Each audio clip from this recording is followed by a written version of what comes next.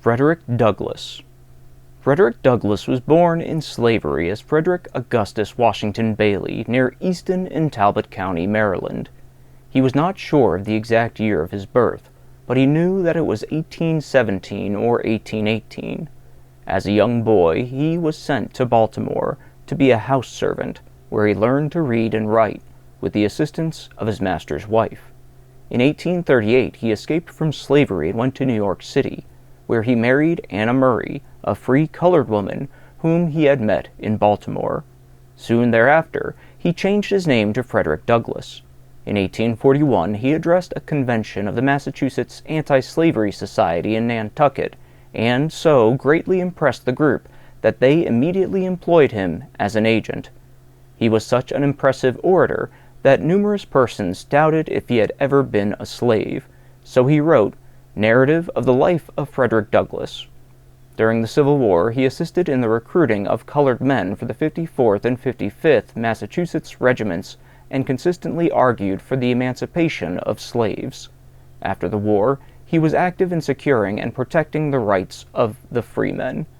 In his later years, at different times, he was Secretary of the Santo Domingo Commission, Marshal and Recorder of Deeds of the District of Columbia, and United States Minister to Haiti. His other autobiographical works are My Bondage and My Freedom and Life and Times of Frederick Douglass, published in 1855 and 1881, respectively. He died in 1895. Chapter 1. I was born in Tuckahoe, near Hillsborough, and about 12 miles from Easton, in Talbot County, Maryland.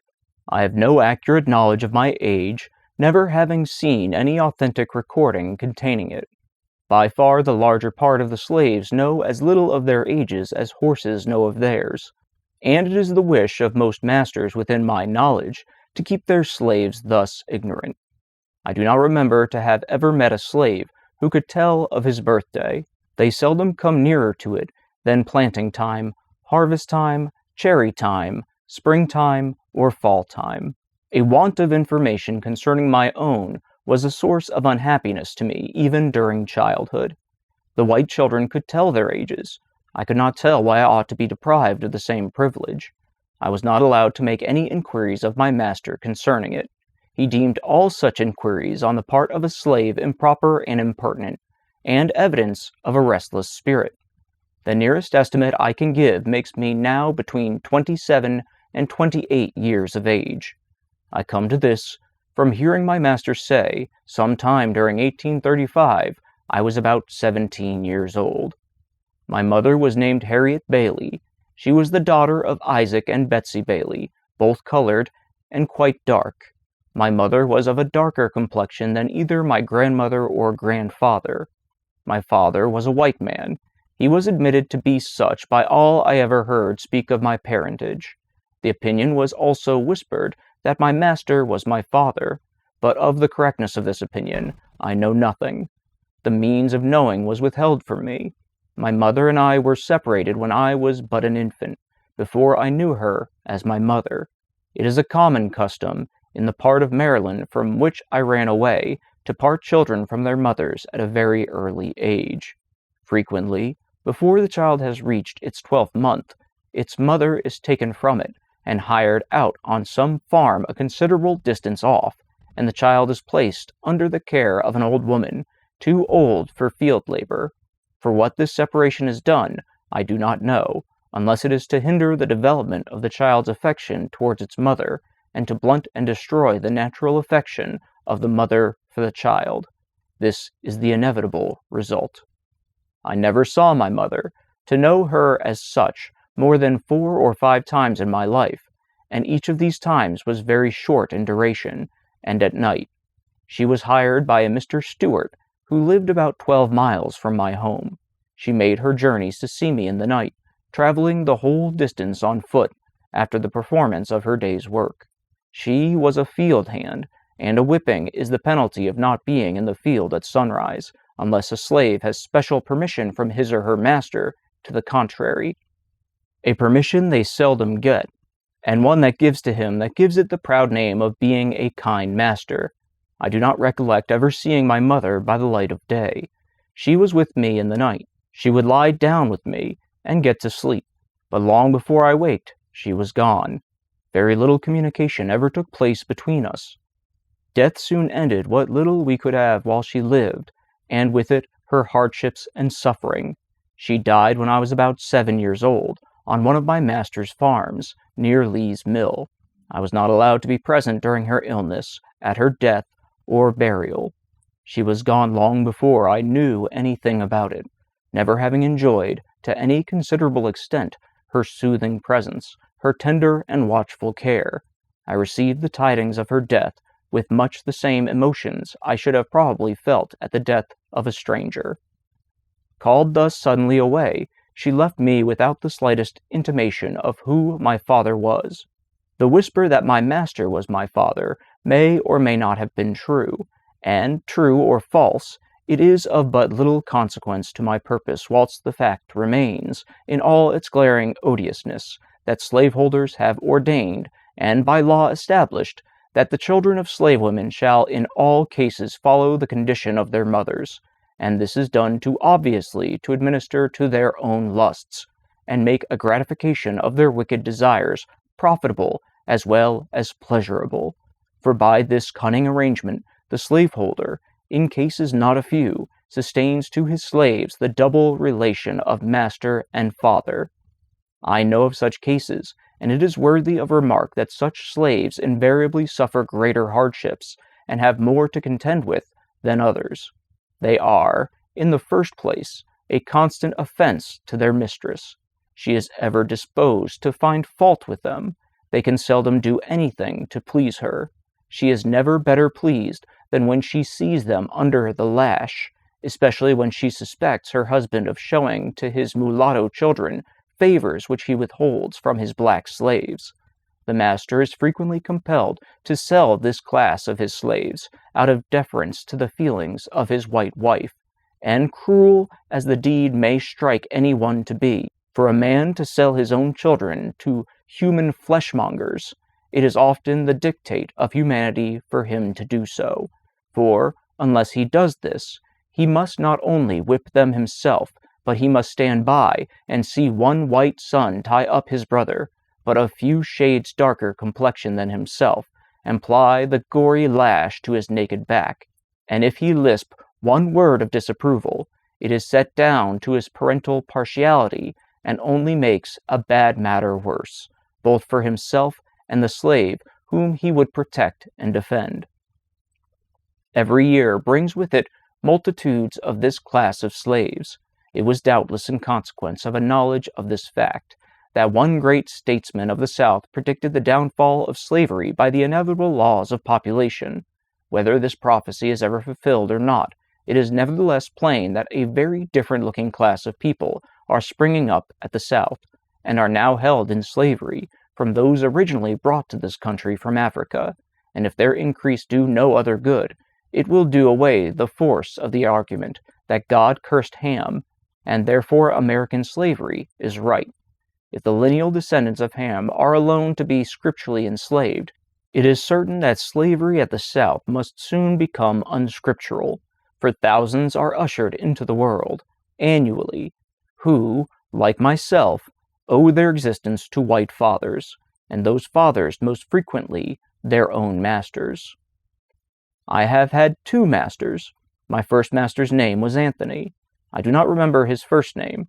He was generally called Captain Anthony, a title which, I presume, he acquired by sailing a craft on the Chesapeake Bay. He was not considered a rich slaveholder. He owned 2 or 3 farms, and about 30 slaves. His farms and slaves were under the care of an overseer. The overseer's name was Plummer. Mr. Plummer was a miserable drunkard, a profane swearer, and a savage monster. He always went armed with a cowskin and a heavy cudgel. I have known him to cut and slash the women's heads so horribly that even master would be enraged at his cruelty, and would threaten to whip him if he did not mind himself. Master, however, was not a humane slaveholder. It required extraordinary barbarity on the part of an overseer to affect him. He was a cruel man, hardened by a long life of slaveholding. He would at times seem to take great pleasure in whipping a slave. I have often been awakened at the dawn of day by the most heart-rending shrieks of an own aunt of mine, whom he used to tie up to a joist and whip upon her naked back till she was literally covered with blood. No words, no tears, no prayers from his gory victim seemed to move his iron heart from its bloody purpose. The louder she screamed, the harder he whipped, and where the blood ran fastest, there he whipped longest. He would whip her to make her scream, and whip her to make her hush, and not until overcome by fatigue would he cease to swing the blood-clotted cowskin. I remember the first time I ever witnessed this horrible exhibition. I was quite a child, but I well remember it. I never shall forget it whilst I remember anything. It was the first of a long series of such outrages, of which I was doomed to be a witness and a participant. It struck me with awful force. It was the blood-stained gate, the entrance to hell of slavery, through which I was about to pass. It was a most terrible spectacle. I wish I could commit to paper the feelings with which I beheld it. This occurrence took place very soon after I went to live with my old master, and under the following circumstances. Aunt Hester went out one night, wherefore what, I do not know, and happened to be absent when my master desired her presence. He had ordered her not to go out evenings, and warned her that she must never let him catch her in company with a young man who was paying attention to her belonging to Colonel Lloyd. The young man's name was Ned Roberts, generally called Lloyd's Ned. Why master was so careful of her may be safely left to conjecture. She was a woman of noble form and of graceful proportions, having very few equals and fewer superiors in personal appearance among the colored or white women of our neighborhood. Aunt Hester not only disobeyed his orders in going out, but had been found in company with Lloyd's Ned, which circumstance I found, from what he said while whipping her, was the chief offense. Had he been a man of pure morals himself, he might have been thought interested in protecting the innocence of my aunt, but those who knew him will not suspect him of any such virtue. Before he commenced whipping Aunt Hester, he took her into the kitchen and stripped her from neck to waist, leaving her neck, shoulders, and back entirely naked. Then he told her to cross her hands, calling her at the time a damned bitch. After crossing her hands, he tied them with a strong rope, and led her to a stool under a large hook in the joist, put in for the purpose. He made her get upon the stool, and tied her hands to the hook. She now stood fair for his infernal purpose. Her arms were stretched up at their full length, so that she stood upon the ends of her toes. He then said to her, "Now, you damned bitch, I'll learn you how to disobey my orders." And after rolling up his sleeves, he commenced to lay on the heavy cowskin, and soon the warm red blood, amid heart-rending shrieks from her and horrid oaths from him, came dripping to the floor. I was so terrified and horror-stricken at the sight that I hid myself in a closet, and dared not venture out till long after the bloody transaction was over. I expected it would be my turn next. It was all new to me. I had never seen anything like it before. I had always lived with my grandmother on the outskirts of the plantation, where she was put to raise the children of the younger woman. I had therefore been until now out of the way of the bloody scenes that often occurred on the plantation. Chapter 2. My master's family consisted of 2 sons, Andrew and Richard, one daughter, Lucretia, and her husband, Captain Thomas Auld. They lived in one house, upon the home plantation of Colonel Edward Lloyd. My master was Colonel Lloyd's clerk and superintendent. He was what might be called the overseer of the overseers. I spent 2 years of childhood on this plantation in my old master's family. It was here that I witnessed the bloody transaction recorded in the first chapter, and as I received my first impressions of slavery on this plantation, I will give some description of it, and of slavery as it there existed. The plantation is about 12 miles north of Easton, in Talbot County, and is situated on the border of Miles River. The principal products raised upon it were tobacco, corn, and wheat. These were raised in great abundance, so that, with the products of this and the other farms belonging to him, he was able to keep in almost constant employment a large sloop in carrying them to market at Baltimore. This sloop was named Sally Lloyd, in honor of one of the colonel's daughters. My master's son-in-law, Captain Auld, was master of the vessel. She was otherwise manned by the colonel's own slaves. Their names were Peter, Isaac, Rich, and Jake. These were esteemed very highly by the other slaves, and looked upon as the privileged ones of the plantation, for it was no small affair, in the eyes of the slaves, to be allowed to see Baltimore. Colonel Lloyd kept from 300 to 400 slaves on his home plantation, and owned a large number more on the neighboring farms belonging to him. The names of the farms nearest to the home plantation were Y-Town and New Design. Y-Town was under the overseership of a man named Noah Willis. New Design was under the overseership of a Mr. Townsend. The overseers of these, and all the rest of the farms, numbering over 20, received advice and direction from the managers of the home plantation. This was the great business place. It was the seat of government for the whole 20 farms. All disputes among the overseers were settled here. If a slave was convicted of any high misdemeanor, become unmanageable, or evinced a determination to run away, he was brought immediately here, severely whipped, put on board the sloop, carried to Baltimore, and sold to Austin Woolfolk, or some other slave trader, as a warning to the slaves remaining. Here, too, the slaves of all the other farms received their monthly allowance of food and their yearly clothing.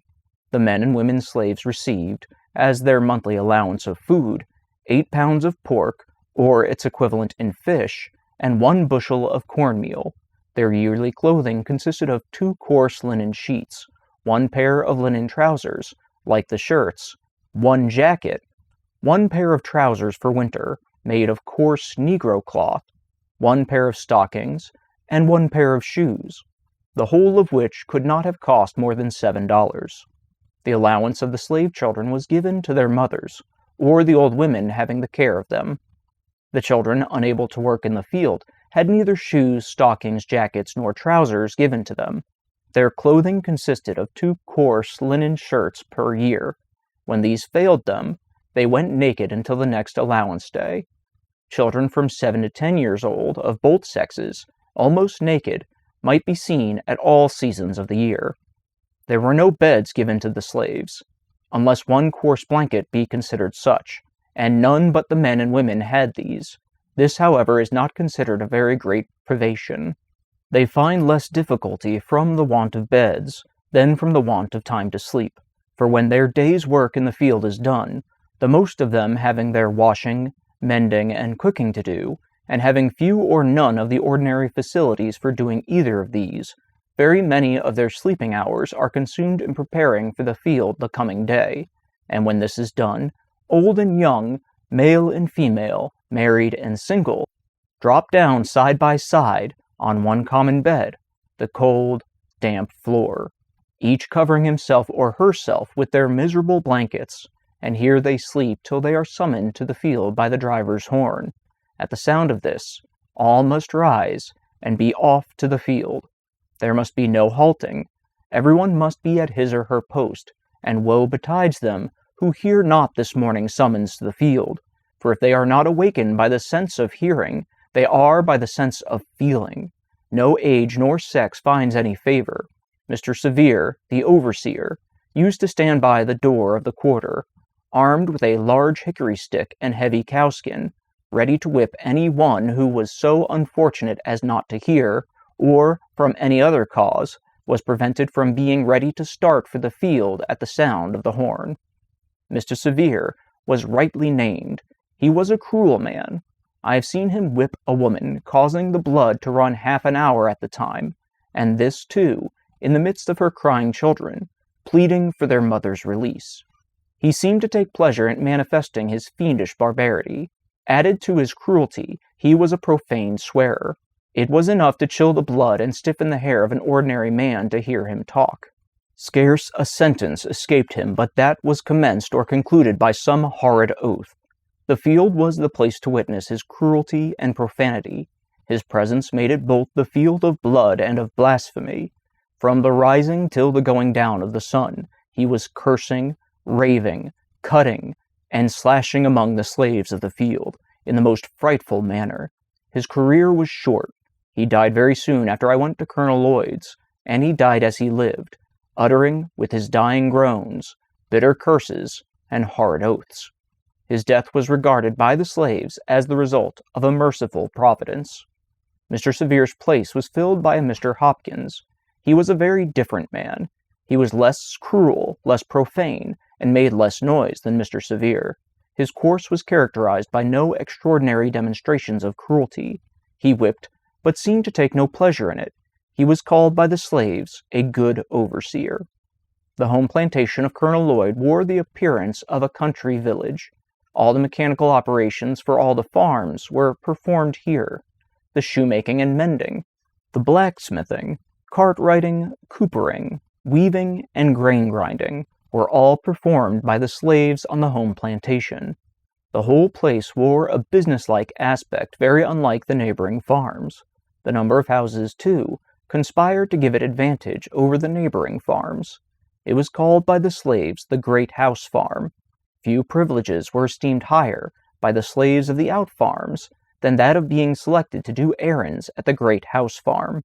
It was associated in their minds with greatness.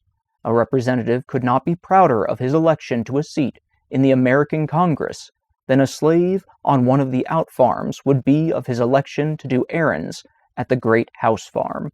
They regarded it as evidence of great confidence reposed in them by their overseers, and it was on this account, as well as a constant desire to be out of the field from under the driver's lash, that they esteemed it a high privilege, one worth careful living for. He was called the smartest and most trusty fellow, who had this honor conferred upon him the most frequently. The competitors for this office sought as diligently to please their overseers as the office-seekers in the political parties seek to please and deceive the people. The same traits of character might be seen in Colonel Lloyd's slaves, as are seen in the slaves of the political parties. The slaves selected to go to the Great House Farm for the monthly allowance for themselves and their fellow slaves were peculiarly enthusiastic. While on their way, they would make the dense old woods, for miles around, reverberate with their wild songs, revealing at once the highest joy and the deepest sadness. They would compose and sing as they went along, consulting neither time nor tune. The thought that came up came out, if not in the word, in the sound, and as frequently in one as in the other. They would sometimes sing the most pathetic sentiment in the most rapturous tone, and the most rapturous sentiment in the most pathetic tone. Into all of their songs they would manage to weave something of the Great House Farm. Especially would they do this when leaving home. They would then sing most exultingly the following words: "I am going away to the Great House Farm, oh yea, oh." This they would sing as a chorus, to words which to many would seem unmeaning jargon, but which, nevertheless, were full of meaning to themselves. I have sometimes thought that the mere hearing of those songs would do more to impress some minds with the horrible character of slavery than the reading of whole volumes of philosophy on the subject could do. I did not, when a slave, understand the deep meaning of those rude and apparently incoherent songs. I was myself within the circle, so that I neither saw nor heard as those without might see and hear. They told a tale of woe, which was then altogether beyond my feeble comprehension. They were tones loud, long, and deep. They breathed the prayer and complaint of souls boiling over with the bitterest anguish. Every tone was a testimony against slavery, and a prayer to God for deliverance from chains. The hearing of those wild notes always depressed my spirit, and filled me with ineffable sadness. I frequently found myself in tears while hearing them. The mere recurrence to those songs, even now, afflicts me, and while I am writing these lines, an expression of feeling has already found its way down to my cheek. To those songs I trace my first glimmering conception of the dehumanizing character of slavery. I can never get rid of that conception.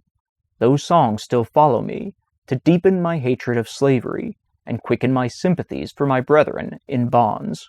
If anyone wishes to be impressed with the soul-killing effects of slavery, let him go to Colonel Lloyd's plantation, and, on allowance day, place himself in the deep pine woods, and there let him, in silence, analyze the sounds that shall pass through the chambers of his soul, and if he is not thus impressed, it will only be because there is no flesh in his obdurate heart. I have often been utterly astonished, since I came to the North, to find persons who could speak of the singing, among slaves, as evidence of their contentment and happiness. It is impossible to conceive of a greater mistake. Slaves sing most when they are most unhappy. The songs of the slave represent the sorrows of his heart, and he is relieved by them, only as an aching heart is relieved by its tears. At least, such is my experience. I have often sung to drown my sorrow, but seldom to express my happiness. Crying for joy, and singing for joy, were alike uncommon to me while in the jaws of slavery. The singing of a man cast away upon a desolate island might be as appropriately considered as evidence of contentment and happiness as the singing of a slave. The songs of the one and of the other are prompted by the same emotion. Chapter 3. Colonel Lloyd kept a large and finely cultivated garden, which afforded almost constant employment for 4 men, besides the chief gardener, Mr. M. Dermond. This garden was probably the greatest attraction of the place. During the summer months, people came from far and near, from Baltimore, Easton, and Annapolis, to see it. It abounded in fruits of almost every description, from the hardy apple of the North to the delicate orange of the South. This garden was not the least source of trouble on the plantation. Its excellent fruit was quite a temptation to the hungry swarms of boys, as well as the older slaves, belonging to the colonel, a few of whom had the virtue or the vice to resist it. Scarcely a day passed, during the summer, but that some slave had to take the lash for stealing fruit. The colonel had to resort to all kinds of stratagems to keep his slaves out of the garden. The last and most successful one was that of tarring his fence all around, after which, if a slave was caught with any tar upon his person, it was deemed sufficient proof that he had either been into the garden or had tried to get in. In either case, he was severely whipped by the chief gardener. This plan worked well. The slaves became as fearful of tar as of the lash. They seemed to realize the impossibility of touching tar without being defiled. The colonel also kept a splendid riding equipage. His stable and carriage house presented the appearance of some of our large city livery establishments. His horses were of the finest form and noblest blood. His carriage house contained 3 splendid coaches, 3 or 4 gigs, besides Dearborns and barouches of the most fashionable style. This establishment was under the care of 2 slaves, Old Barney and Young Barney, father and son. To attend to this establishment was their sole work, but it was by no means an easy employment, for in nothing was Colonel Lloyd more particular than in the management of his horses. The slightest inattention to these was unpardonable, and was visited upon those under whose care they were placed with the severest punishment. No excuse could shield them, if the colonel only suspected any want of attention to his horses, a supposition which he frequently indulged, and one which, of course, made the office of Old and Young Barney a very trying one. They never knew when they were safe from punishment. They were frequently whipped when least deserving, and escaped whipping when most deserving it. Everything depended upon the looks of the horses, and the state of Colonel Lloyd's own mind when his horses were brought to see him for use. If a horse did not move fast enough, or hold his head high enough, it was owing to some fault of his keeper's. It was painful to stand near the stable door, and hear the various complaints against the keepers when a horse was taken out for use. This horse had not had proper attention. He has not been sufficiently rubbed and curried, or he has not been properly fed. His food was too wet or too dry. He got it too soon or too late. He was too hot or too cold. he had too much hay, and not enough of grain, or he had too much grain, and not enough of hay. Instead of old Barney's attending to the horse, he had very improperly left it to his son. To all these complaints, no matter how unjust, the slave must answer never a word. Colonel Lloyd could not brook any contradiction from a slave. When he spoke, a slave must stand, listen, and tremble, and such was literally the case. I have seen Colonel Lloyd make old Barney, a man between 50 and 60 years of age, uncover his bald head, kneel down upon the cold, damp ground, and receiving upon his naked and toil-worn shoulders more than 30 lashes at the time. Colonel Lloyd had 3 sons, Edward, Murray, and Daniel, and 3 sons-in-law, Mr. Winder, Mr. Nicholson, and Mr. Lowndes. All of these lived at the great house farm, and enjoyed the luxury of whipping the servants when they pleased, from old Barney down to William Wilkes, the coach-driver. I have seen Winder make one of those house servants stand off from him a suitable distance to be touched with the end of his whip, and at every stroke raised great ridges upon his back. To describe the wealth of Colonel Lloyd would be almost equal to describing the riches of Job. He kept from 10 to 15 house servants. He was said to own 1,000 slaves, and I think this estimate quite within the truth. Colonel Lloyd owned so many that he did not know them when he saw them, nor did all the slaves of the out-farms know him. It is reported of him that, while riding along the road one day, he met a colored man, and addressed him in the usual manner of speaking to colored people on the public highways of the South. "Well, boy, whom do you belong to?" "To Colonel Lloyd," replied the slave. "Well, does the colonel treat you well?" "No, sir," was the ready reply. "What, does he work you too hard?" "Yes, sir." "Well, don't he give you enough to eat?"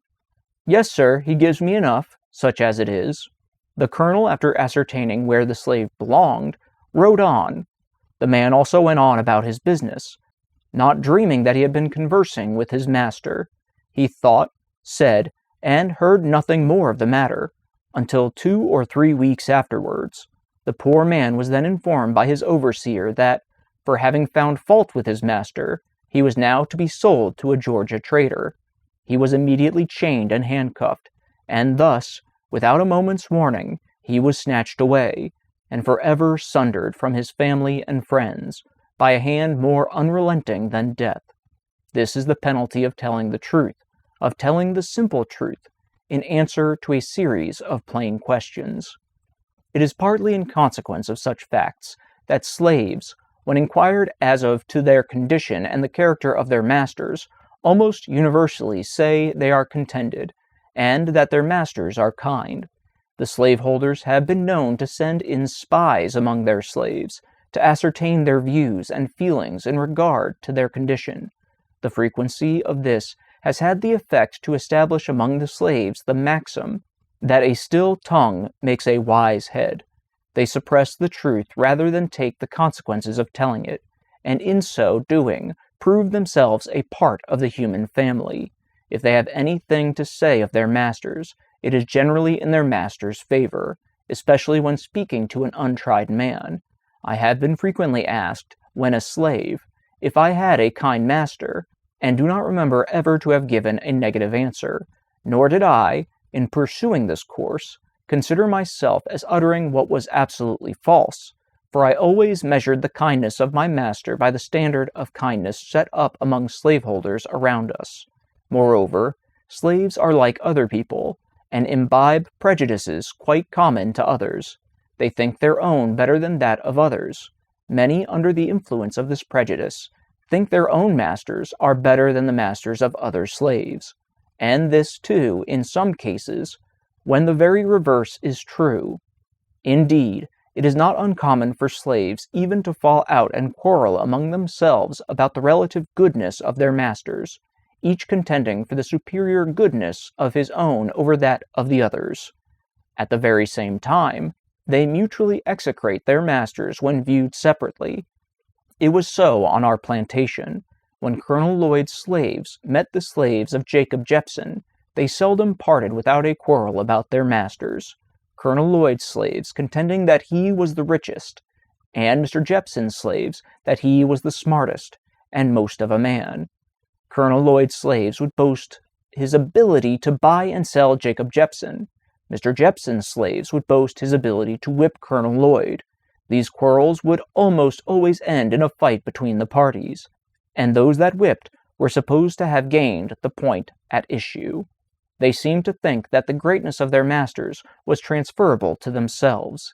It was considered as being bad enough to be a slave, but to be a poor man's slave was deemed a disgrace indeed. Chapter 4. Mr. Hopkins remained but a short time in the office of overseer. Why his career was so short, I do not know, but suppose he lacked the necessary severity to suit Colonel Lloyd. Mr. Hopkins was succeeded by Mr. Austin Gore, a man possessing, in an eminent degree, all those traits of character indispensable to what is called a first-rate overseer. Mr. Gore had served Colonel Lloyd in the capacity of overseer upon one of the out-farms, and had shown himself worthy of the high station of overseer upon the home or great house farm. Mr. Gore was proud, ambitious, and persevering. He was artful, cruel, and obdurate. He was just the man for such a place, and it was just the place for such a man. It afforded scope for the full exercise of all his powers, and he seemed to be perfectly at home in it. He was one of those who could torture the slightest look, word, or gesture on the part of the slave into impudence, and would treat it accordingly. There must be no answering back to him. No explanation was allowed a slave, showing himself to have been wrongfully accused. Mr. Gore acted fully up to the maxim laid down by slaveholders. It is better that a dozen slaves should suffer under the lash than that the overseer should be convicted, in the presence of the slaves, of having been at fault. No matter how innocent a slave might be, it availed him nothing, when accused by Mr. Gore of any misdemeanor. To be accused was to be convicted, and to be convicted was to be punished, the one always following the other with immutable certainty. To escape punishment was to escape accusation, and few slaves had the fortune to do either, under the overseership of Mr. Gore. He was just proud enough to demand the most debasing homage of the slave, and quite servile enough to crouch himself at the feet of the master. He was ambitious enough to be contented with nothing short of the highest rank of overseers, and persevering enough to reach the height of his ambition. He was cruel enough to inflict the severest punishment, artful enough to descend to the lowest trickery, and obdurate enough to be insensible to the voice of a reproving conscience. He was, of all the overseers, the most dreaded by the slaves. His presence was painful, his eye flashed confusion, and seldom was his sharp, shrill voice heard without producing horror and trembling in their ranks. Mr. Gore was a grave man, and, though a young man, he indulged in no jokes, said no funny words, seldom smiled. His words were in perfect keeping with his looks, and his looks were in perfect keeping with his words. Overseers will sometimes indulge in a witty word, even with the slaves. Not so with Mr. Gore. He spoke but to command, and commanded but to be obeyed. He dealt sparingly with his words, and bountifully with his whip, never using the former where the latter would answer as well. When he whipped, he seemed to do so from a sense of duty, and feared no consequences. He did nothing reluctantly, no matter how disagreeable, always at his post, never inconsistent. He never promised but to fulfill. He was, in a word, a man of the most inflexible firmness and stone-like coolness. His savage barbarity was equalled only by the consummate coolness with which he committed the grossest and most savage deeds upon the slaves under his charge. Mr. Gore once undertook to whip one of Colonel Lloyd's slaves by the name of Demby. He had given Demby but few stripes when, to get rid of the scourging, he ran and plunged himself into a creek, and stood there at the depth of his shoulders, refusing to come out. Mr. Gore told him that he would give him 3 calls, and that, if he did not come out at the 3rd call, he would shoot him. The 1st call was given. Demby made no response, but stood his ground. The 2nd and 3rd calls were given with the same result. Mr. Gore then, without consultation or deliberation with anyone, not even giving Demby an additional call, raised his musket to his face, taking deadly aim at his standing victim, and in an instant poor Demby was no more. His mangled body sank out of sight, and blood and brains marked the water where he had stood. A thrill of horror flashed through every soul upon the plantation, excepting Mr. Gore. He alone seemed cool and collected. He was asked by Colonel Lloyd and my old master why he resorted to this extraordinary expedient. His reply was, as well as I can remember, that Demby had become unmanageable. He was setting a dangerous example to the other slaves, one which, if suffered to pass without some such demonstration on his part, would finally lead to the total subversion of all rule and order upon the plantation. He argued that if one slave refused to be corrected and escape with his life, the other slaves would soon copy the example, the result of which would be the freedom of the slaves and the enslavement of the whites. Mr. Gore's defense was satisfactory. He was continued in his station as overseer upon the home plantation. His fame as an overseer went abroad. His horrid crime was not even submitted to judicial investigation. It was committed in the presence of slaves, and they, of course, could neither institute a suit nor testify against him. And thus, the guilty perpetrator of one of the bloodiest and most foul murders goes unwhipped of justice, and uncensored by the community in which he lives. Mr. Gore lived in St. Michael's, Talbot County, Maryland, when I left there, and if he is still alive, he very probably lives there now, and if so, he is now, as he was then, as highly esteemed and as much respected as though his guilty soul had not been stained with his brother's blood. I speak advisedly when I say this, that killing a slave, or any colored person, in Talbot County, Maryland, is not treated as a crime, either by the courts or the community. Mr. Thomas Landman of St. Michael's killed 2 slaves, one of whom he killed with a hatchet by knocking his brains out. He used to boast of the commission of the awful and bloody deed. I have heard him do so laughingly, saying, among other things, that he was the only benefactor of his country in the company, and that when others would do as much as he had done, we should be relieved of the damned niggers. The wife of Mr. Giles Hicks, living but a short distance from where I used to live, murdered my wife's cousin, a young girl between 15 and 16 years of age, mangling her person in the most horrible manner, breaking her nose and breastbone with a stick, so that the poor girl expired in a few hours afterward. She was immediately buried, but had not been in her untimely grave but a few hours before she was taken up and examined by the coroner, who decided that she had come to her death by severe beating. The offense for which this girl was thus murdered was this. She had been set that night to mind Mrs. Hicks's baby, and during the night she fell asleep, and the baby cried. She, having lost her rest for several nights previous, did not hear the crying. They were both in the room when Mrs. Hicks, finding the girl slow to move, jumped from her bed, seized an oak stick of wood by the fireplace, and with it broke the girl's nose and breastbone, and thus ended her life. I will not say that this most horrid murder produced no sensation in the community. It did produce sensation, but not enough to bring the murderess to punishment. There was a warrant issued for her arrest, but it was never served. Thus she escaped not only punishment, but even the pain of being arraigned before a court for her horrid crime.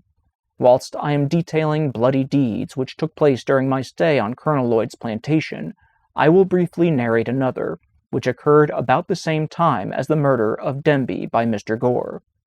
Colonel Lloyd's slaves were in the habit of spending a part of their nights and Sundays in fishing for oysters, and in this way made up the deficiency of their scanty allowance. An old man belonging to Colonel Lloyd, while thus engaged, happened to get beyond the limits of Colonel Lloyd's, and on the premises of Mr. Beale Bondley. At this trespass, Mr. Bondley took offense, and with his musket came down to the shore, and blew its deadly contents into the poor old man. Mr. Bondley came over to see Colonel Lloyd the next day, whether to pay him for his property, or to justify himself in what he had done, I know not. At any rate, this whole fiendish transaction was soon hushed up. There was very little said about it at all, and nothing done. It was a common saying, even among little white boys, that it was worth a half-cent to kill a nigger, and a half-cent to bury one. Chapter 5. As to my own treatment while I lived on Colonel Lloyd's plantation, it was very similar to that of the other slave children. I was not old enough to work in the field, and there being little else than field work to do, I had a great deal of leisure time. The most I had to do was to drive up the cows at evening, keep the fowls out of the garden, keep the front yard clean, and run of errands for my old master's daughter, Mrs. Lucretia Auld. The most of my leisure time I spent in helping Master Daniel Lloyd in finding his birds, after he had shot them. My connection with Master Daniel was of some advantage to me. He became quite attached to me, and was a sort of protector of me.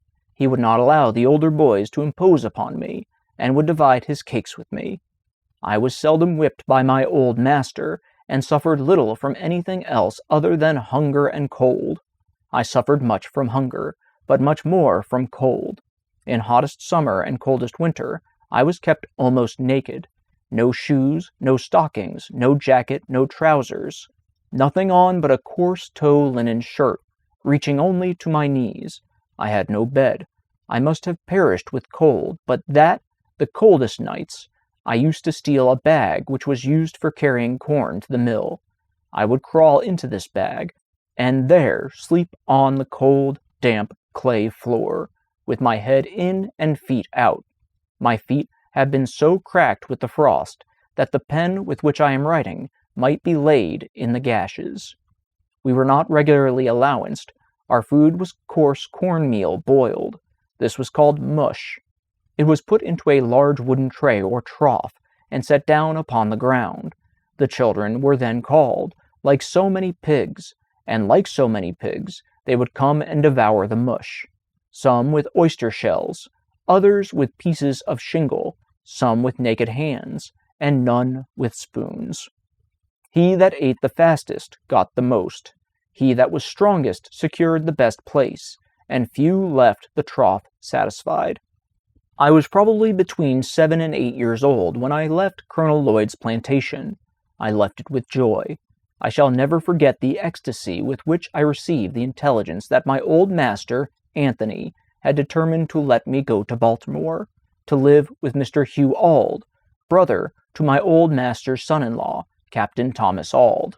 I received this information about 3 days before my departure. They were 3 of the happiest days I ever enjoyed.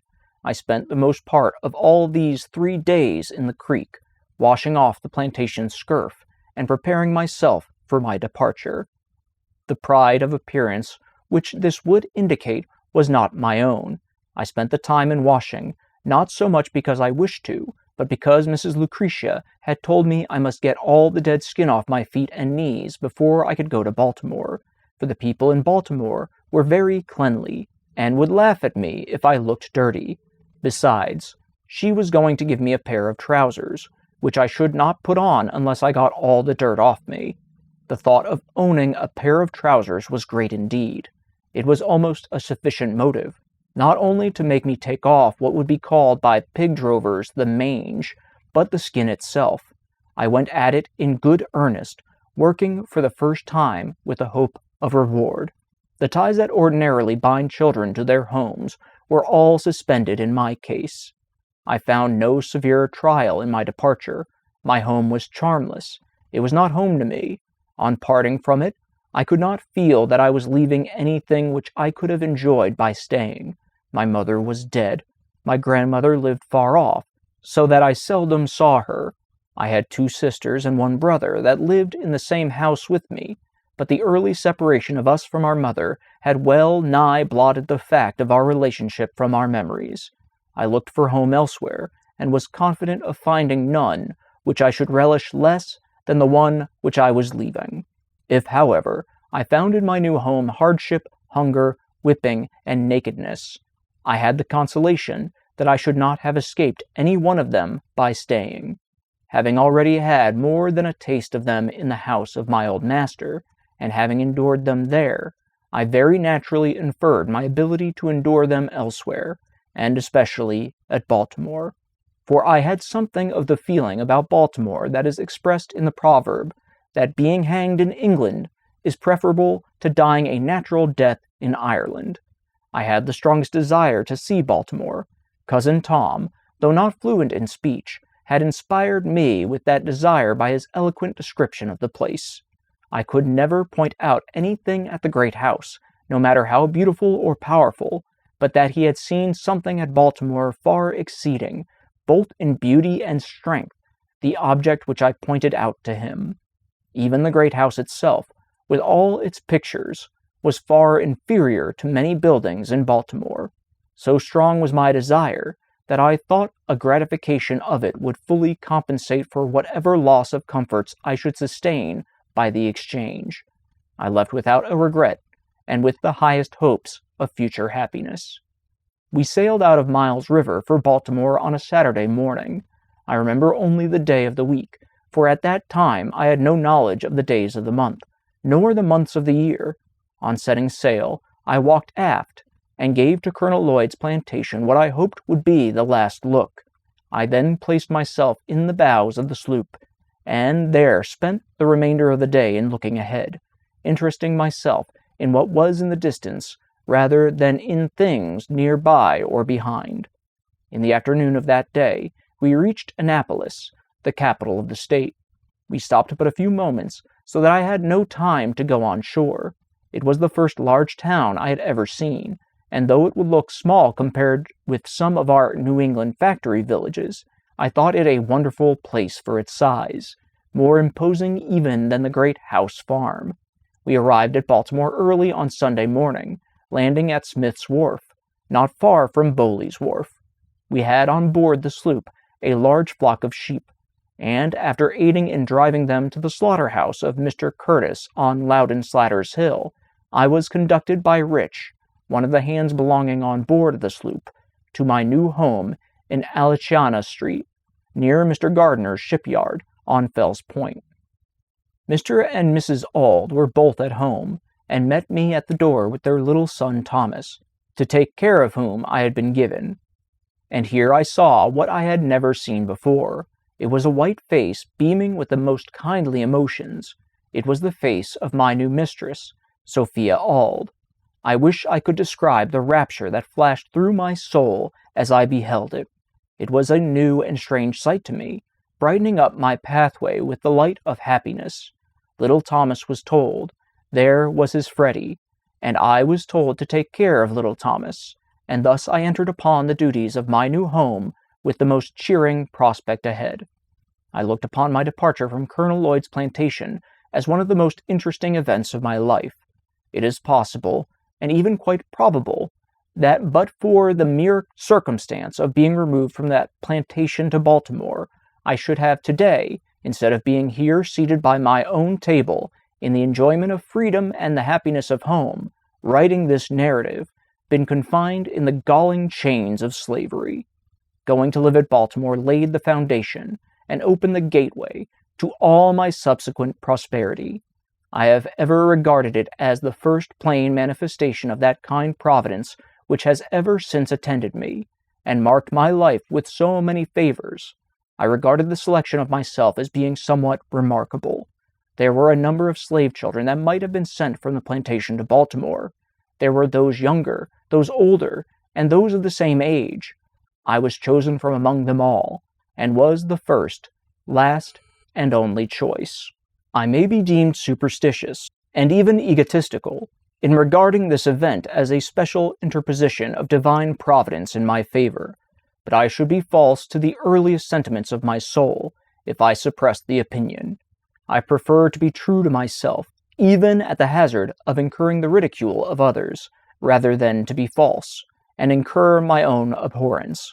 From my earliest recollection, I date the entertainment of a deep conviction that slavery would not always be able to hold me within its foul embrace, and in the darkest hours of my career in slavery, this living world of faith and spirit of hope departed not from me, but remained like ministering angels to cheer me through the gloom. This good spirit was from God, and to Him I offer thanksgiving and praise. Chapter 6. My new mistress proved to be all she appeared when I first met her at the door, a woman of the kindest heart and finest feelings.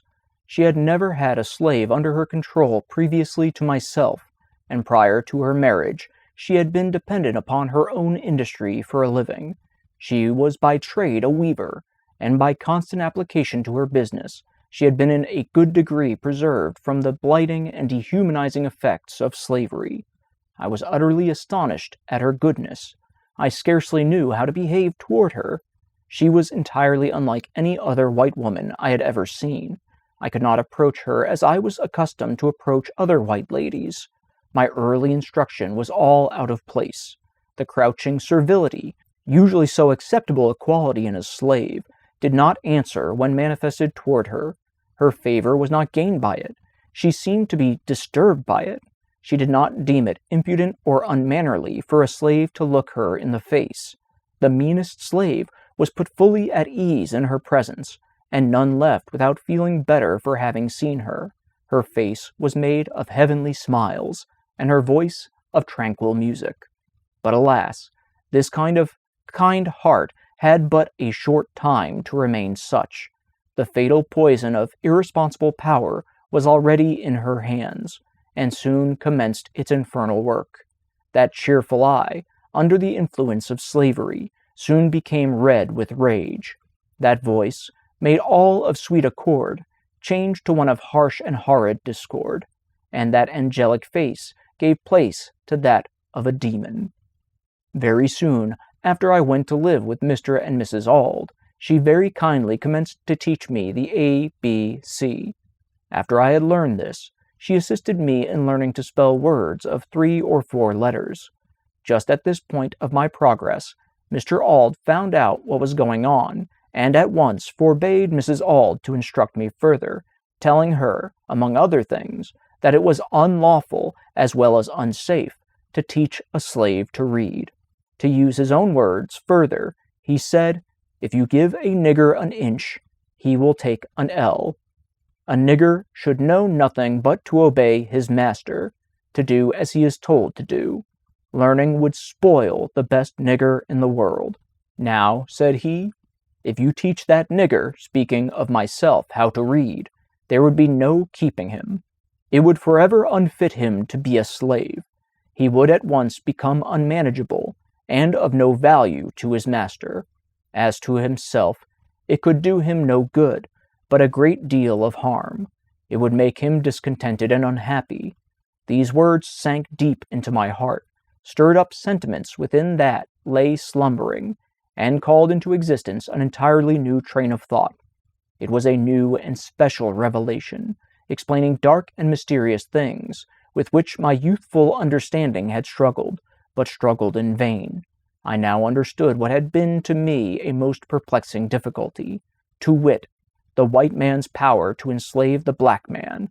It was a grand achievement, and I prized it highly.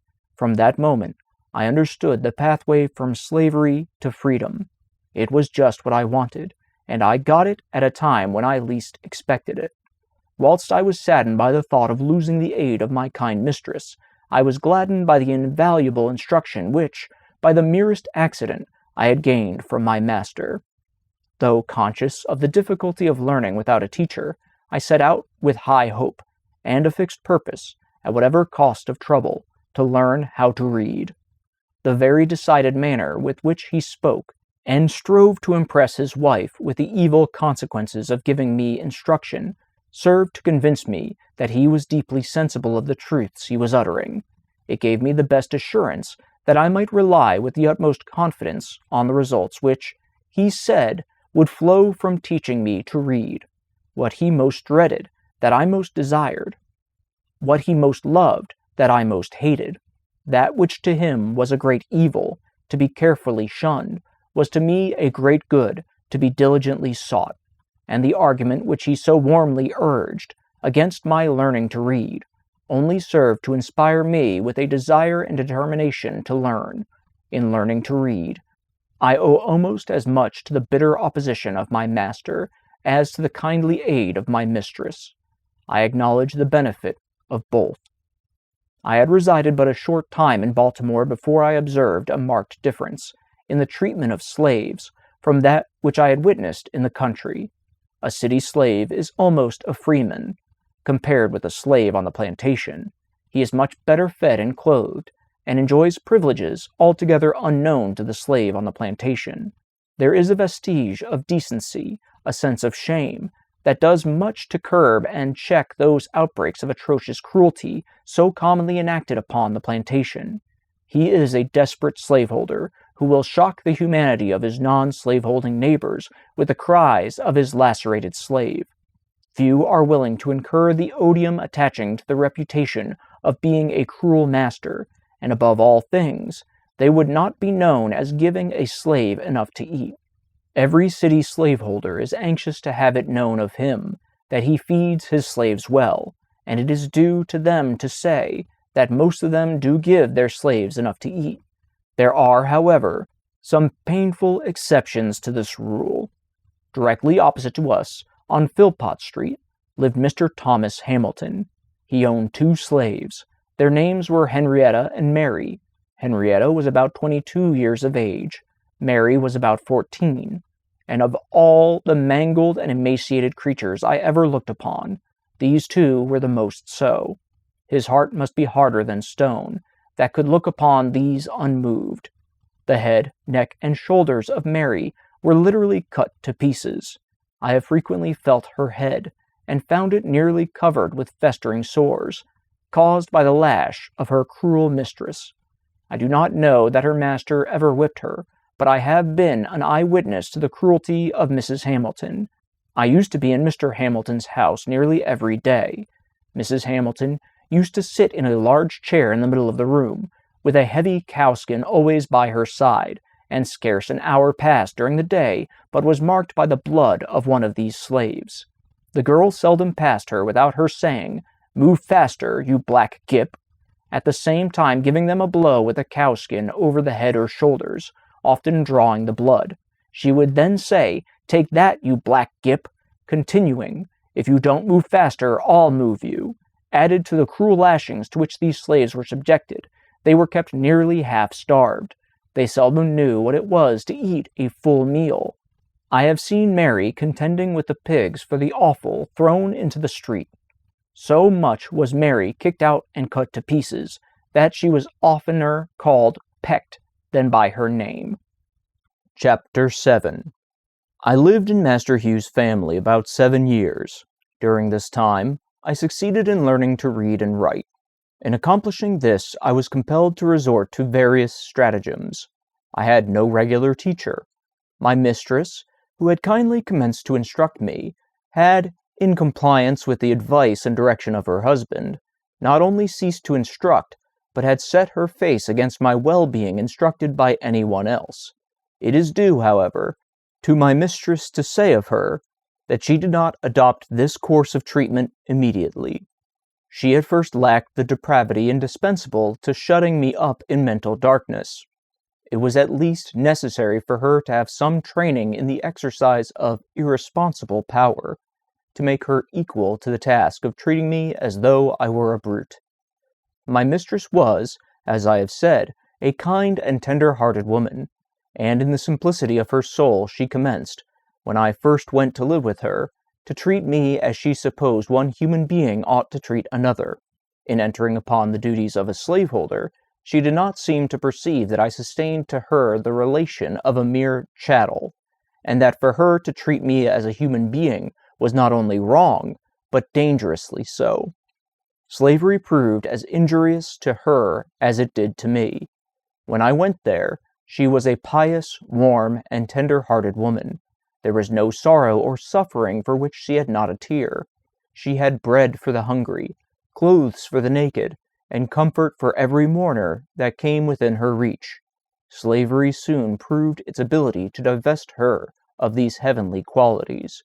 Under its influence, the tender heart became stone, and the lamb-like disposition gave way to one of tiger-like fierceness. The first step in her downward course was in her ceasing to instruct me. She now commenced to practice her husband's precepts. She finally became even more violent in her opposition than her husband himself. She was not satisfied with simply doing as well as he commanded. She seemed anxious to do better. Nothing seemed to make her more angry than to see me with a newspaper. She seemed to think that here lay the danger. I have had her rush at me with a face made all up of fury, and snatched from me a newspaper in a manner that fully revealed her apprehension. She was an apt woman, and a little experience soon demonstrated, to her satisfaction, that education and slavery were incompatible with each other. From this time I was most narrowly watched. If I was in a separate room any considerable length of time, I was sure to be suspected of having a book, and was at once called to give an account of myself. All this, however, was too late. The first step had been taken. Mistress, in teaching me the alphabet, had given me the inch, and no precaution could prevent me from taking the L. The plan which I adopted, and the one by which I was most successful, was that of making friends of all the little white boys whom I met in the street. As many of these as I could, I converted into teachers. With their kindly aid, obtained at different times and in different places, I finally succeeded in learning to read. When I was sent of errands, I always took my book with me, and by going one part of my errand quickly, I found time to get a lesson before my return. I used also to carry bread with me, enough of which was always in the house, and to which I was always welcome, for I was much better off in this regard than many of the poor white children in our neighborhood. This bread I used to bestow upon the hungry little urchins, who, in return, would give me that more valuable bread of knowledge. I am strongly tempted to give the names of 2 or 3 of those little boys, as a testimonial of the gratitude and affection I bear them, but prudence forbids. Not that it would injure me, but it might embarrass them. For it is almost an unpardonable offense to teach slaves to read in this Christian country. It is enough to say of the dear little fellows that they lived on Philpott Street, very near Durgan and Bailey's shipyard. I used to talk this matter of slavery over with them. I would sometimes say to them, I wish I could be as free as they would be when they got to be men. You will be free as soon as you are 21, but I am a slave for life. Have I not as good a right to be free as you have? These words used to trouble them. They would express for me the liveliest sympathy, and console me with the hope that something would occur by which I might be free. I was now about 12 years old, and the thought of being a slave for life began to bear heavily upon my heart. Just about this time, I got a hold of a book entitled The Columbian Orator. Every opportunity I got, I used to read this book. Among much of other interesting matter, I found in it a dialogue between a master and his slave. The slave was represented as having run away from his master 3 times. The dialogue represented the conversation which took place between them when the slave was retaken the 3rd time. In this dialogue, the whole argument in behalf of slavery was brought forward by the master, all of which was disposed of by the slave. The slave was made to say some very smart as well as impressive things in reply to his master, things which had the desired though unexpected effect, for the conversation resulted in the voluntary emancipation of the slave on the part of the master. In the same book, I met with one of Sheridan's mighty speeches on and in behalf of Catholic emancipation. These were choice documents to me. I read them over and over again with unabated interest. They gave tongue to interesting thoughts of my own soul, which had frequently flashed through my mind, and died away for want of utterance. The moral which I gained from the dialogue was the power of truth over the conscience of even a slaveholder. What I got from Sheridan was a bold denunciation of slavery, and a powerful vindication of human rights.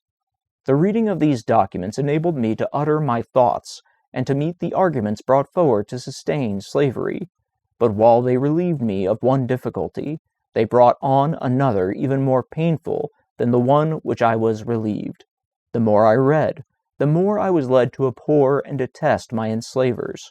I could regard them in no other light than a band of successful robbers, who had left their homes and gone to Africa and stolen us from our homes, and in a strange land reduced us to slavery. I loathed them as being the meanest as well as the most wicked of men. As I read and contemplated the subject, behold, that very discontentment which Master Hugh had predicted would follow my learning to read had already come, to torment and sting my soul to unutterable anguish. As I writhed under it, I would at times feel that learning to read had been a curse rather than a blessing. It had given me a view of my wretched condition, without the remedy. It opened my eyes to the horrible pit, but to no ladder upon which to get out. In moments of agony, I envied my fellow slaves for their stupidity. I have often wished myself a beast. I preferred the condition of the meanest reptile to my own. Anything, no matter what, to get rid of thinking. It was this everlasting thinking of my condition that tormented me. There was no getting rid of it.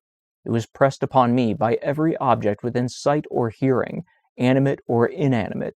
The silver trump of freedom had roused my soul to eternal wakefulness. Freedom now appeared, to disappear no more forever. It was heard in every sound, and seen in every thing. It was ever present to torment me with a sense of my wretched condition. I saw nothing without seeing it. I heard nothing without hearing it, and felt nothing without feeling it. It looked from every star, it smiled in every calm, breathed in every wind, and moved in every storm. I often found myself regretting my own existence, and wishing myself dead. But for the hope of being free, I have no doubt but that I should have killed myself, or done something for which I should have been killed. While in this state of mind, I was eager to hear anyone speak of slavery. I was a ready listener. Every little while, I could hear something about the abolitionists. It was some time before I found what the word meant. It was always used in such connections as to make it an interesting word to me. If a slave ran away and succeeded in getting clear, or if a slave killed his master, set fire to a barn, or did anything very wrong in the mind of a slaveholder, it was spoken of as the fruit of abolition. Hearing the word in this connection very often, I set about learning what it meant. The dictionary afforded me little or no help. I found it was the act of abolishing, but then I did not know what was to be abolished. Here I was perplexed. I did not dare to ask any one about its meaning, for I was satisfied that it was something they wanted me to know very little about. After a patient waiting, I got one of our city papers, containing an account of the number of petitions from the North, praying for the abolition of slavery in the District of Columbia, and of the slave trade between the states. From this time I understood the words abolition and abolitionist, and always drew near when that word was spoken, expecting to hear something of importance to myself and fellow slaves. The light broke in upon me by degrees. I went one day down on the wharf of Mr. Waters, and seeing two Irishmen unloading a scow of stone, I went, unasked, and helped them. When we had finished, one of them came to me and asked me if I were a slave. I told him I was. He asked, "Are ye a slave for life?" I told him that I was. The good Irishman seemed to be deeply affected by the statement. He said to the other that it was a pity so fine a little fellow as myself should be a slave for life. He said it was a shame to hold me. They both advised me to run away to the North, that I should find friends there, and that I should be free. I pretended not to be interested in what they said, and treated them as if I did not understand them, for I feared they might be treacherous. White men have been known to encourage slaves to escape, and then, to get the reward, catch them and return them to their masters. I was afraid that these seemingly good men might use me so, but I nevertheless remembered their advice, and from that time I resolved to run away. I looked forward to a time at which it would be safe for me to escape. I was too young to think of doing so immediately. Besides, I wished to learn how to write, as I might have occasion to write my own past. I consoled myself with the hope that I should one day find a good chance. Meanwhile, I would learn to write. The idea as to how I might learn to write was suggested to me by being in Durgin and Bailey's shipyard, and frequently seeing the ship carpenters, after hewing and getting a piece of timber ready for use, write on the timber the name of that part of the ship for which it was intended. When a piece of timber was intended for the larboard side, it would be marked thus, L. When a piece was for the starboard side, it would be marked thus, S. A piece for the larboard side forward would be marked thus, LF. When a piece was for starboard side forward, it would be marked thus, SF. For larboard aft, it would be marked thus, LA. For starboard aft, it would be marked thus, SA.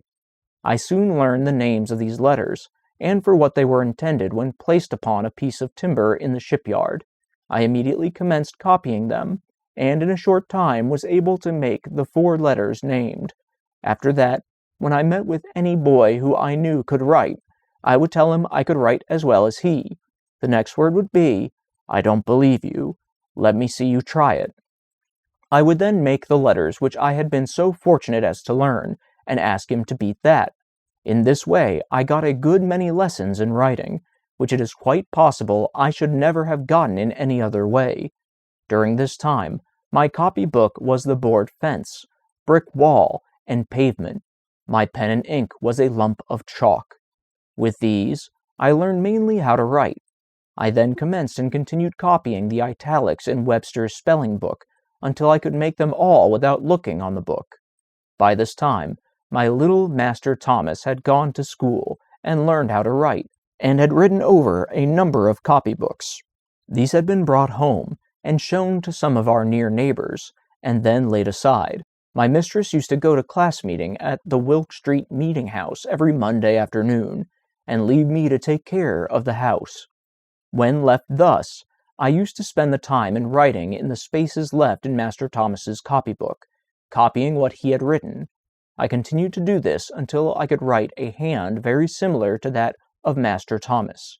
Thus, after a long, tedious effort for years, I finally succeeded in learning how to write. Chapter 8. In a very short time after I went to live at Baltimore, my old master's youngest son, Richard, died, and in about 3 years and 6 months after his death, my old master, Captain Anthony, died, leaving only his son Andrew and daughter Lucretia to share his estate. He died while on a visit to see his daughter at Hillsborough. Cut off thus unexpectedly, he left no will as to the disposal of his property. It was therefore necessary to have a valuation of the property, that it might be equally divided between Mrs. Lucretia and Master Andrew. I was immediately sent for, to be valued with the other property. Here again my feelings rose up in detestation of slavery. I had now a new conception of my degraded condition. Prior to this, I had become, if not insensible to my lot, at least partly so. I left Baltimore with a young heart overborne with sadness, and a soul full of apprehension. I took passage with Captain Rowe in the schooner Wildcat, and, after a sail of about 24 hours, I found myself near the place of my birth. I had now been absent from it almost, if not quite, 5 years. I, however, remembered the place very well. I was only about 5 years old when I left it, to go and live with my old master on Colonel Lloyd's plantation, so that I was now between 10 and 11 years old. We were all ranked together at the valuation. Men and women, young and old, married and single, were ranked with horses, sheep, and swine. There were horses and men, cattle and women, pigs and children, all holding the same rank in the scale of being, and were all subjected to the same narrow examination. Silvery-headed age and sprightly youth, maids and matrons, had to undergo the same indelicate inspection. At this moment, I saw more clearly than ever the brutalizing effects of slavery upon both slave and slaveholder. After the valuation, then came the division. I have no language to express the high excitement and deep anxiety which were felt among us poor slaves during this time. Our fate for life was now to be decided. We had no more voice in that decision than the brutes among whom we were ranked. A single word from the white men was enough, against all our wishes, prayers, and entreaties, to surrender forever the dearest friends, dearest kindred, and strongest ties known to human beings. In addition to the pain of separation, there was horrid dread of falling into the hands of Master Andrew. He was known to us all as being a most cruel wretch, a common drunkard, who had by his reckless mismanagement and profligate dissipation already wasted a large portion of his father's property. We all felt that we might as well be sold at once to the Georgia traders as to pass into his hands, for we knew that that would be our inevitable condition, a condition held by us all in the utmost horror and dread. I suffered more anxiety than most of my fellow slaves. I had known what it was to be kindly treated. They had known nothing of the kind. They had seen little or nothing of the world. They were in very deed men and women of sorrow, and acquainted with grief. Their backs had been made familiar with the bloody lash, so that they had become callous. Mine was yet tender, for while at Baltimore I got few whippings, and few slaves could boast of a kinder master and mistress than myself, and the thought of passing out of their hands into those of Master Andrew, a man who, but for a few days before, to give me a sample of his bloody disposition, took my little brother by the throat, threw him on the ground, and with the heel of his boot stamped upon his head till the blood gushed from his nose and ears, was well calculated to make me anxious as to my fate. After he had committed this savage outrage upon my brother, he turned to me, and said that was the way he meant to serve me one of these days, meaning, I suppose, when I came into his possession. Thanks to a kind providence, I fell to the portion of Mrs. Lucretia, and was sent immediately back to Baltimore, to live again in the family of Master Hugh. Their joy at my return equaled their sorrow at my departure. It was a glad day to me. I had escaped a worse than lion's jaws. I was absent from Baltimore for the purpose of valuation and division just about 1 month, and it seemed to have been 6. Very soon after my return to Baltimore, my mistress Lucretia died, leaving her husband and 1 child, Amanda, and in a very short time after her death, Master Andrew died. Now all the property of my old master, slaves included, was in the hands of strangers who had nothing to do with accumulating it. Not a slave was left free. All remained slaves, from the youngest to the oldest. If any one thing in my experience, more than another, served to deepen my conviction of the infernal character of slavery, and to fill me with unutterable loathing of slaveholders, it was their base ingratitude to my poor old grandmother. She had served my old master faithfully from youth to old age. She had been the source of all his wealth. She had peopled his plantation with slaves. She had become a great-grandmother in his service. She had rocked him in infancy, attended him in childhood, served him through life, and at his death wiped from his icy brow the cold death sweat, and closed his eyes forever. She was nevertheless left a slave for life, a slave in the hands of strangers, and in their hands she saw her children, her grandchildren, her great-grandchildren, divided like so many sheep, without being gratified with the small privilege of a single word, as to their or her own destiny, and, to cap the climax of their base ingratitude and fiendish barbarity, my grandmother, who was now very old, having outlived my old master and all his children, having seen the beginning and the end of all of them, and her present owners finding she was of but little value, her frame already racked with the pains of old age, and complete helplessness fast stealing over her once active limbs, they took her to the woods, built her a little hut, put up a little mud chimney, and then made her welcome to the privilege of supporting herself there in perfect loneliness, thus virtually turning her out to die. If my poor old grandmother now lives, she lives to suffer in utter loneliness. She lives to remember and mourn over the loss of children, the loss of grandchildren, and the loss of great-grandchildren. They are, in the language of the slave's poet, Whittier, gone, gone, sold and gone, to the rice swamp dank and lone. where the slave whip ceaseless swings, where the noisome insect stings, where the fever demon strews poison with the falling dews, where the sickly sunbeams glare through the hot and misty air.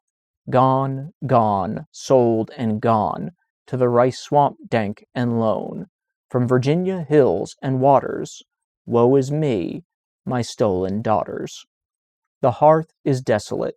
The children, the unconscious children, who once sang and danced in her presence, are gone.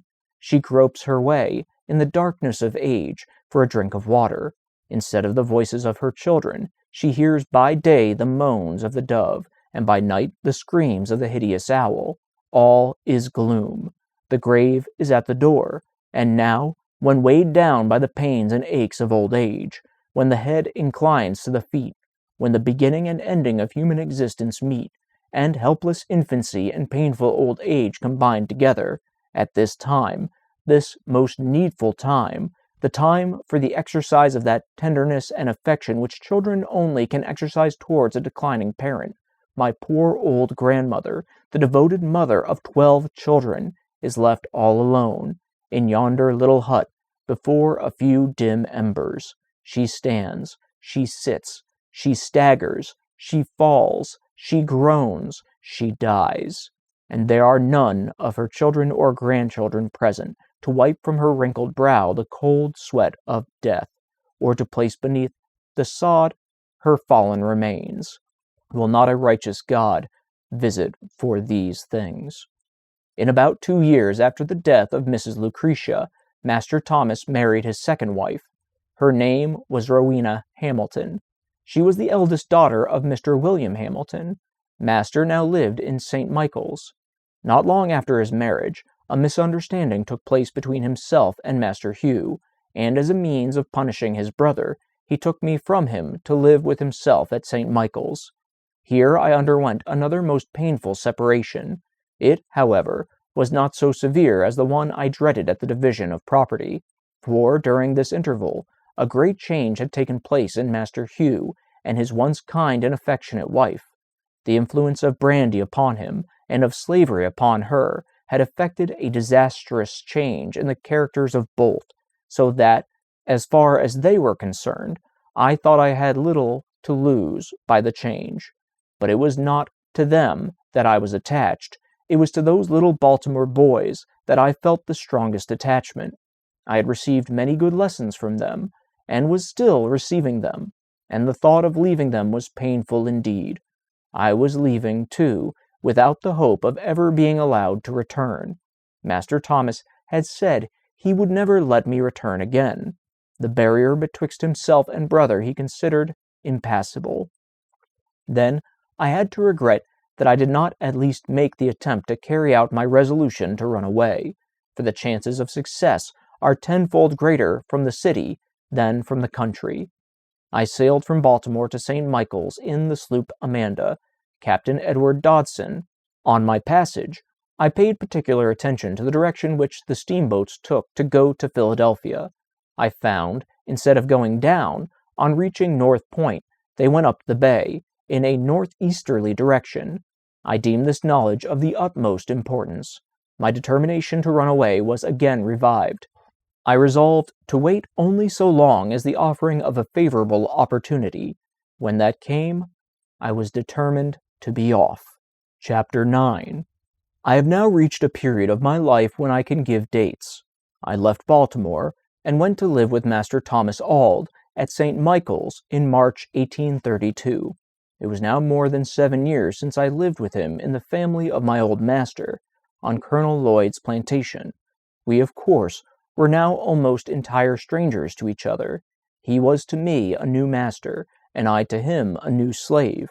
I was ignorant of his temper and disposition. He was equally so of mine.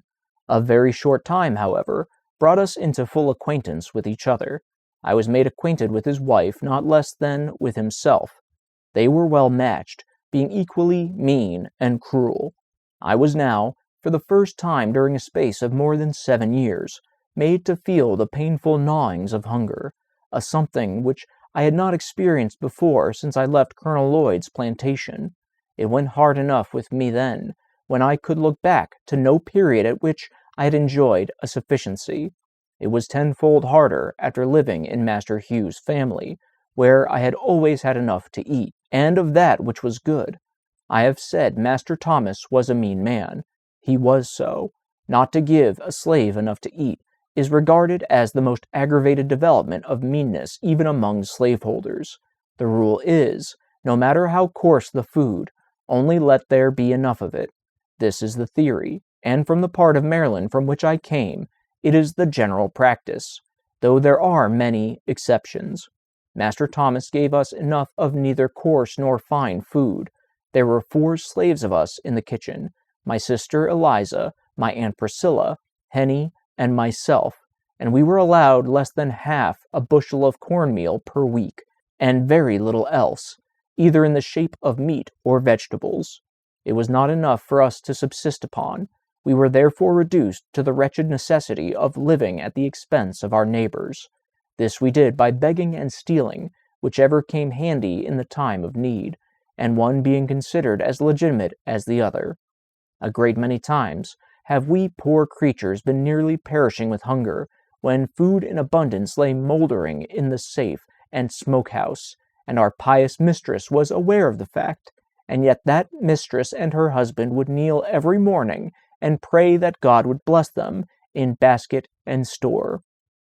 Bad as all slaveholders are, we seldom meet one destitute of every element of character commanding respect.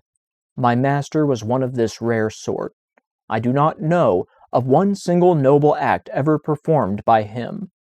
The leading trait in his character was meanness, and if there were any other element in his nature, it was made subject to this.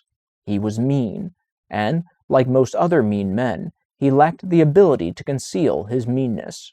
Captain Auld was not born a slaveholder. He had been a poor man, master only of a bay craft. He came into possession of all his slaves by marriage, and of all men, adopted slaveholders are the worst. He was cruel but cowardly. He commanded without firmness. In the enforcement of his rules, he was at times rigid and at times lax. At times, he spoke to his slaves with the firmness of Napoleon and the fury of a demon. At other times, he might as well be mistaken for an inquirer who had lost his way. He did nothing of himself. He might have passed for a lion, but for his ears. In all things noble which he attempted, his own meanness shone most conspicuous. His airs, words, and actions were the airs, words, and actions of born slaveholders, and, being assumed, were awkward enough. He was not even a good imitator. He possessed all the disposition to deceive, but wanted the power. Having no resources within himself, he was compelled to be the copyist of many, and being such, he was forever the victim of inconsistency, and of consequence he was an object of contempt, and was held as such even by his slaves. The luxury of having slaves of his own to wait upon him was something new and unprepared for. He was a slaveholder without the ability to hold slaves. He found himself incapable of managing his slaves either by force, fear, or fraud. We seldom called him master. We generally called him Captain Auld, and were hardly disposed to title him at all. I doubt not that our conduct had much to do with making him appear awkward, and of consequence fretful. Our want of reverence for him must have perplexed him greatly. He wished to have us call him master, but lacked the firmness necessary to command us to do so. His wife used to insist upon our calling him so, but to no purpose. In August 1832, my master attended a Methodist camp meeting held in the Bayside, Talbot County, and then experienced religion. I indulged a faint hope that his conversion would lead him to emancipate his slaves, and that, if he did not do this, it would, at any rate, make him more kind and humane. I was disappointed in both these respects. It neither made him to be humane to his slaves, nor to emancipate them. If it had any effect on his character, it made him more cruel and hateful in all his ways, for I believe him to have been a much worse man after his conversion than before. Prior to his conversion, he relied upon his own depravity to shield and sustain him in his savage barbarity, but after his conversion, He found religious sanction and support for his slaveholding cruelty. He made the greatest pretensions to piety.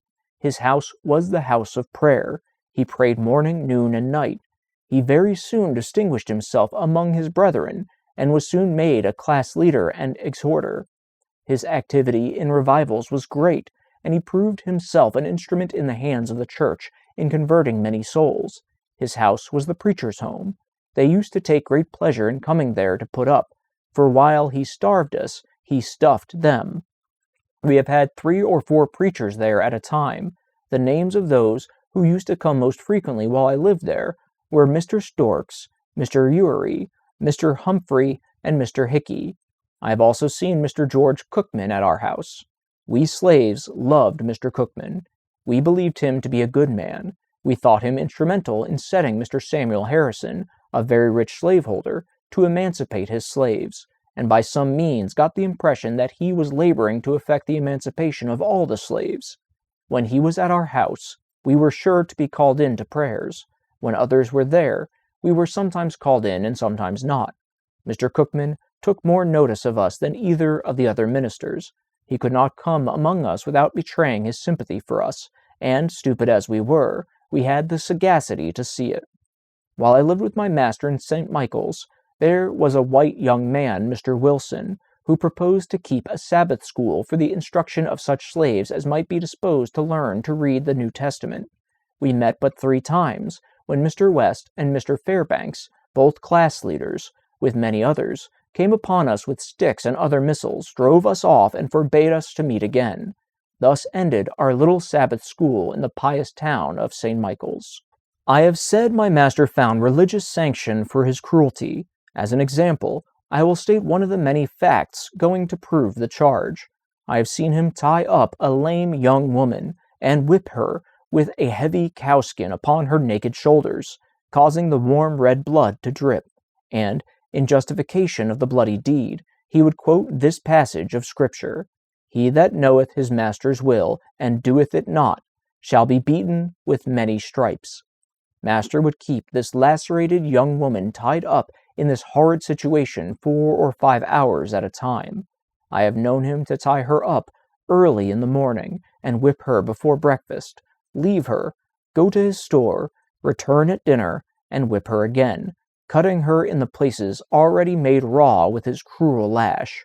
The secret of master's cruelty towards Henny is found in the fact of her being almost helpless. When quite a child, she fell into the fire and burned herself horribly. Her hands were so burnt that she never got the use of them. She could do very little but bear heavy burdens. She was to master a bill of expense, and as he was a mean man, she was a constant offense to him.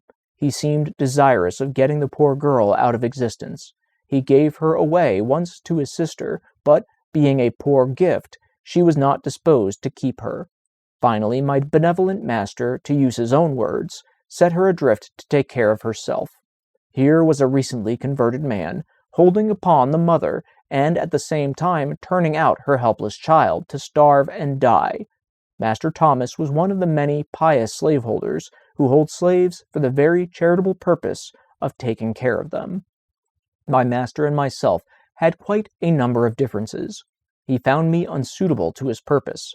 My city life, he said, had had a very pernicious effect on me. It had almost ruined me for every good purpose, and fitted me for everything which was bad. One of my greatest faults was that of letting his horse run away, and go down to his father-in-law's farm, which was about 5 miles from St. Michael's. I would then have to go after it.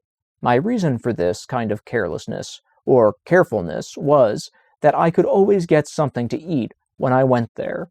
Master William Hamilton, my master's father-in-law, always gave his slaves enough to eat. I never left there hungry, no matter how great the need of my speedy return. Master Thomas at length said he would stand it no longer. I had lived with him 9 months, during which time he had given me a number of severe whippings, all to no good purpose. He resolved to put me out, as he said, to be broken, and for this purpose he let me for 1 year to a man named Edward Covey. Mr. Covey was a poor man, a farm renter. He rented the place upon which he lived, as also the hands with which he tilled it. Mr. Covey had acquired a very high reputation for breaking young slaves, and this reputation was of immense value to him.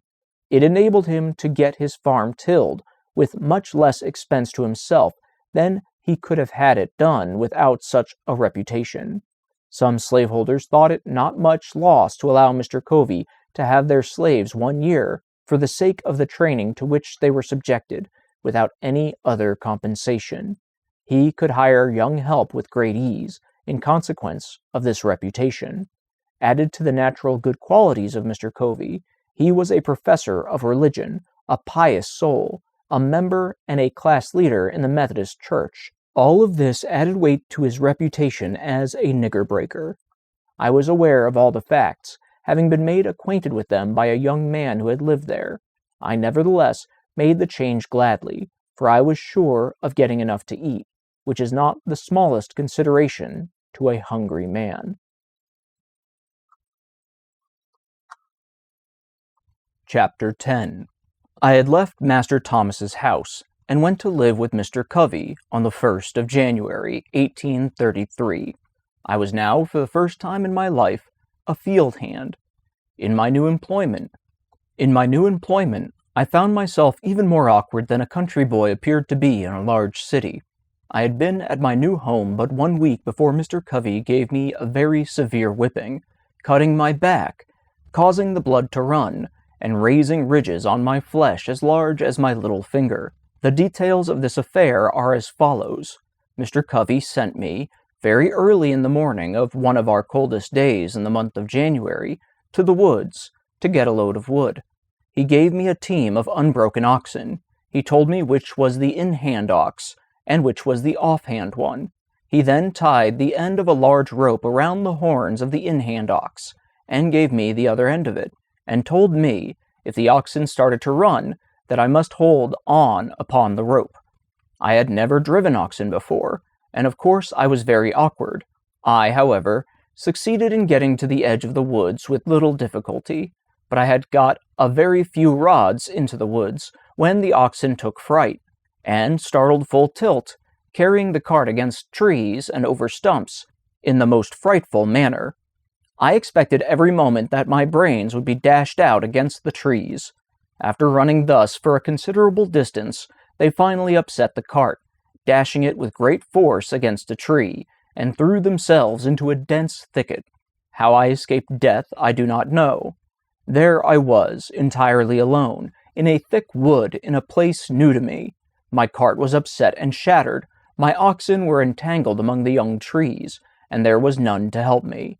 After a long spell of effort, I succeeded in getting my cart righted, my oxen disentangled, and again yoked to the cart. I now proceeded with my team to the place where I had, the day before, been chopping wood, and loaded my cart pretty heavily, thinking in this way to tame my oxen. I then proceeded on my way home. I had now consumed 1/2 of the day. I got out of the woods safely, and now felt out of danger. I stopped my oxen to open the woods gate, and just as I did so, before I could get hold of my ox rope, the oxen again started, rushed through the gate, catching it between the wheel and the body of the cart, tearing it to pieces, and coming within a few inches of crushing me against the gate-post. Thus, twice in one short day, I escaped death by the merest chance. On my return, I told Mr. Covey what had happened, and how it happened. He ordered me to return to the woods again immediately. I did so, and he followed on after me. Just as I got into the woods, he came up and told me to stop my cart, and that he would teach me how to trifle away my time and break gates. He then went to a large gum tree, and with his axe cut 3 large switches, and after trimming them up neatly with his pocket-knife, he ordered me to take off my clothes. I made him no answer, but stood with my clothes on. He repeated his order. I still made him no answer, nor did I move to strip myself. Upon this he rushed at me with the fierceness of a tiger, tore off my clothes, and lashed me till he had worn out his switches, cutting me so savagely as to leave the marks visible for a long time after. This whipping was the first of a number just like it, and for similar offenses. I lived with Mr. Covey 1 year. During the first 6 months of that year, scarce a week passed without his whipping me. I was seldom free from a sore back. My awkwardness was almost always his excuse for whipping me. We were worked fully up to the point of endurance. Long before day we were up, our horses fed, and by the first approach of day we were off to the field with our hoes and plowing teams. Mr. Covey gave us enough to eat, but scarce time to eat it. We were often less than 5 minutes taking our meals.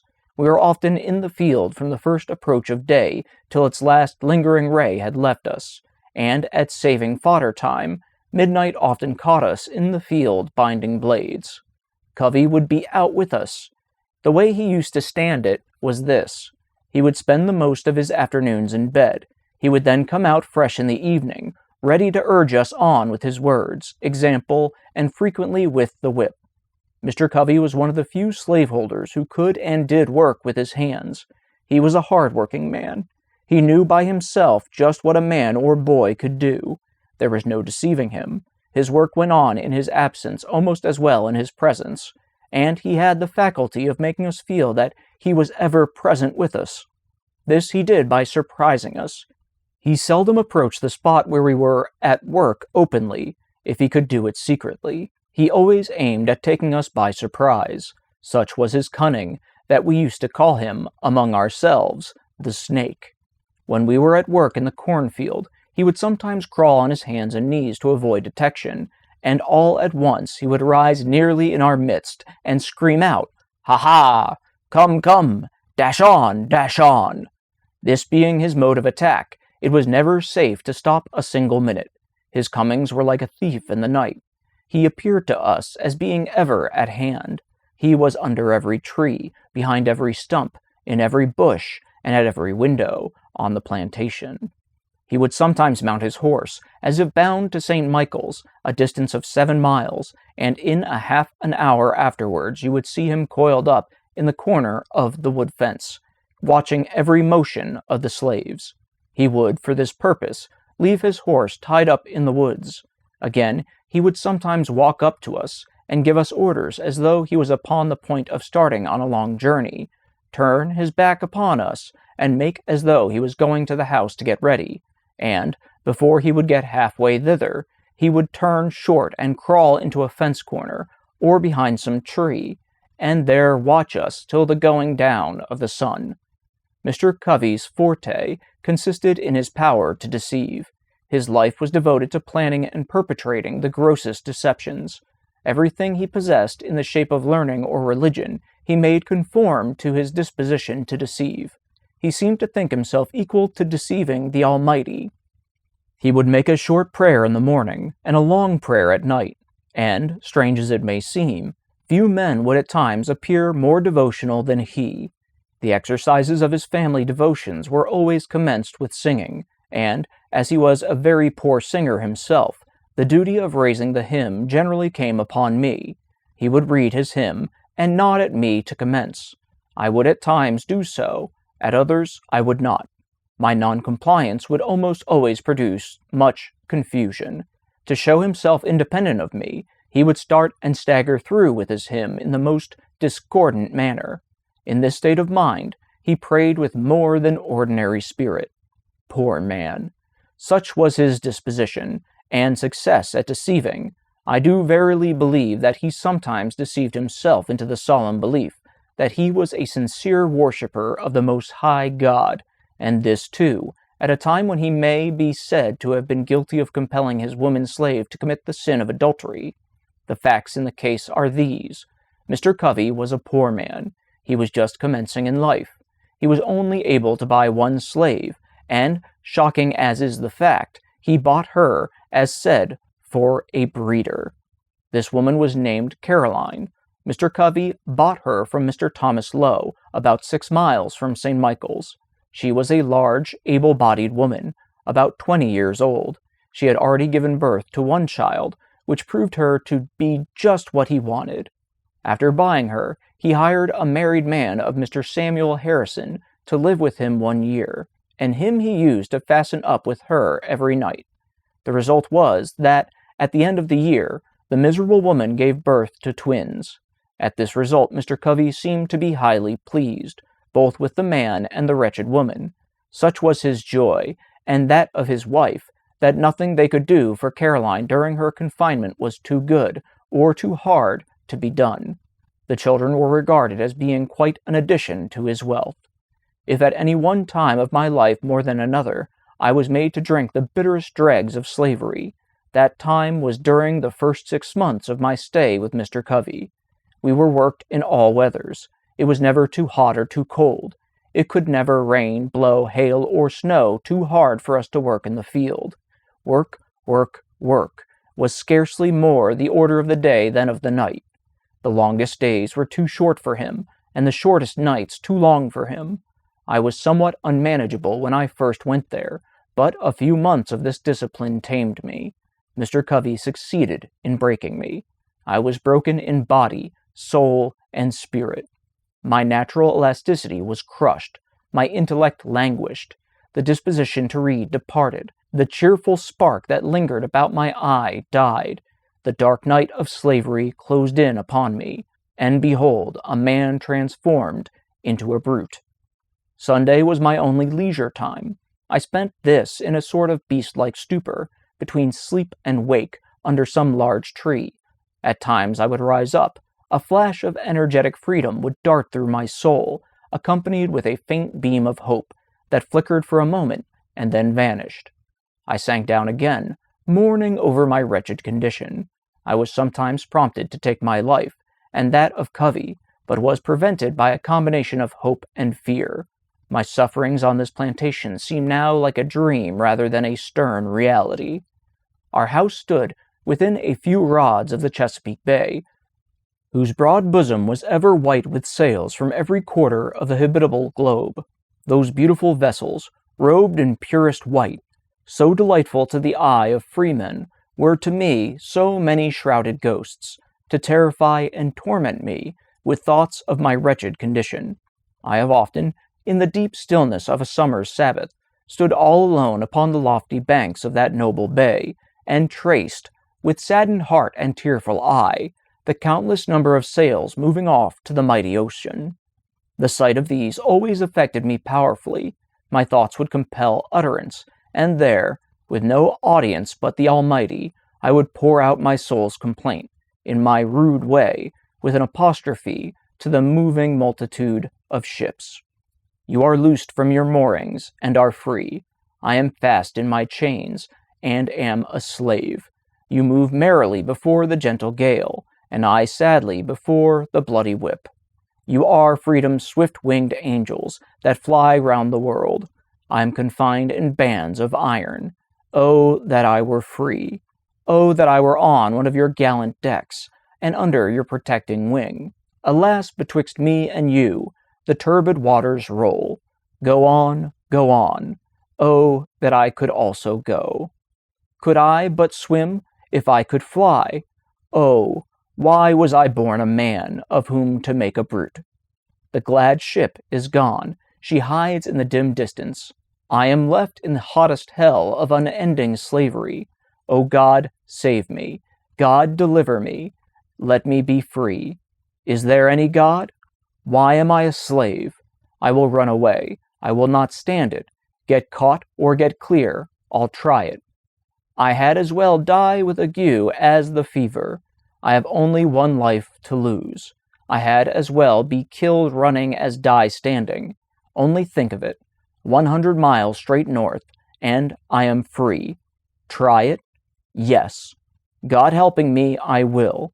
It cannot be that I shall live and die a slave. I will take to the water. This very bay shall yet bear me into freedom. These steamboats steered in a northeast course from North Point. I will do the same, and when I get to the head of the bay, I will turn my canoe adrift and walk straight through Delaware into Pennsylvania. When I get there, I shall not be required to have a pass. I can travel without being disturbed, but let the first opportunity offer, and, come what will, I am off. Meanwhile, I will try to bear up under the yoke. I am not the only slave in the world. Why should I fret? I can bear as much as any of them. Besides, I am but a boy, and all boys are bound to someone. It may be that my misery in slavery will only increase my happiness when I get free. There is a better day coming. Thus I used to think, and thus I used to speak to myself, goaded almost to madness at one moment, and at the next reconciling myself to my wretched lot. I have already intimated that my condition was much worse during the first 6 months of my stay at Mr. Covey's than in the last 6. The circumstances leading to the change in Mr. Covey's course toward me form an epoch in my humble history. You have seen how a man was made a slave. You shall see how a slave was made a man. On one of the hottest days of the month of August, 1833, Bill Smith, William Hughes, a slave named Eli, and myself were engaged in fanning wheat. Hughes was clearing the fanned wheat from before the fan, Eli was turning, Smith was feeding, and I was carrying wheat to the fan. The work was simple, requiring strength rather than intellect. Yet, to one entirely unused to such work, it came very hard. About 3 o'clock of that day, I broke down. My strength failed me. I was seized with a violent aching of the head, attended with extreme dizziness. I trembled in every limb. Finding what was coming, I nerved myself up, feeling it would never do to stop work. I stood as long as I could stagger to the hopper with grain. When I could stand no longer, I fell, and felt as if held down by an immense weight. The fan, of course, stopped. Everyone had his own work to do, and no one could do the work of the other, and have his own go on at the same time. Mr. Covey was at the house, about 100 yards from the treading yard where we were fanning. On hearing the fan stop, he left immediately, and came to the spot where we were. He hastily inquired what the matter was. Bill answered that I was sick, and there was no one to bring wheat to the fan. I had by this time crawled away under the side of the post and rail fence by which the yard was enclosed, hoping to find relief by getting out of the sun. He then asked where I was. He was told by one of the hands. He came to the spot, and, after looking at me a while, asked me what was the matter. I told him I did as well as I could, for I scarce had strength to speak. He then gave me a savage kick in the side, and told me to get up.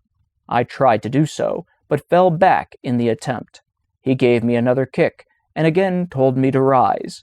I again tried, and succeeded in gaining my feet, but stooping to get the tub with which I was feeding the fan, I again staggered and fell.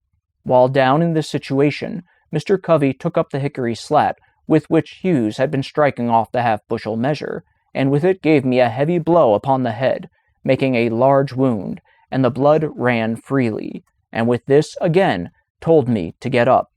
I made no effort to comply, having now made up my mind to let him do his worst. In a short time after receiving this blow, my head grew better. Mr. Covey had now left me to my fate. At this moment I resolved, for the first time, to go to my master, enter a complaint, and ask his protection. In order to do this, I must that afternoon walk 7 miles, and this, under the circumstances, was truly a severe undertaking. I was exceedingly feeble, made so as much by the kicks and blows which I received, as by the severe fit of sickness to which I had been subjected. I, however, watched my chance, while Covey was looking in an opposite direction, and started for St. Michael's. I succeeded in getting a considerable distance on my way to the woods, when Covey discovered me, and called after me to come back, threatening what he would do if I did not come. I disregarded both his calls and his threats, and made my way to the woods as fast as my feeble state would allow, and thinking I might be overhauled by him if I kept to the road, I walked through the woods, keeping far enough from the road to avoid detection, and near enough to prevent losing my way. I had not gone far before my little strength again failed me. I could go no farther. I fell down, and lay for a considerable time. The blood was yet oozing from the wound on my head. For a time I thought I should bleed to death, and think now that I should have done so, but that the blood so matted my hair as to stop the wound. After lying there about 3/4 of an hour, I nerved myself up again, and started on my way, through bogs and briars, barefooted and bareheaded, tearing my feet sometimes at nearly every step. And after a journey of about 7 miles, occupying some 5 hours to perform it, I arrived at master's store. I then presented an appearance enough to affect any but a heart of iron. From the crown of my head to my feet, I was covered with blood. My hair was all clotted with dust and blood. My shirt was stiff with blood. I supposed I looked like a man who had escaped a den of wild beasts, and barely escaped them. In this state, I appeared before my master, humbly entreating him to interpose his authority for my protection. I told him all the circumstances as well as I could, and it seemed as I spoke, at times, to affect him. He would then walk the floor, and seek to justify Covey by saying he expected I deserved it. He asked me what I wanted. I told him to let me get a new home, that as sure as I lived with Mr. Covey again, I should live with but to die with him, that Covey would surely kill me. He was in a fair way for it.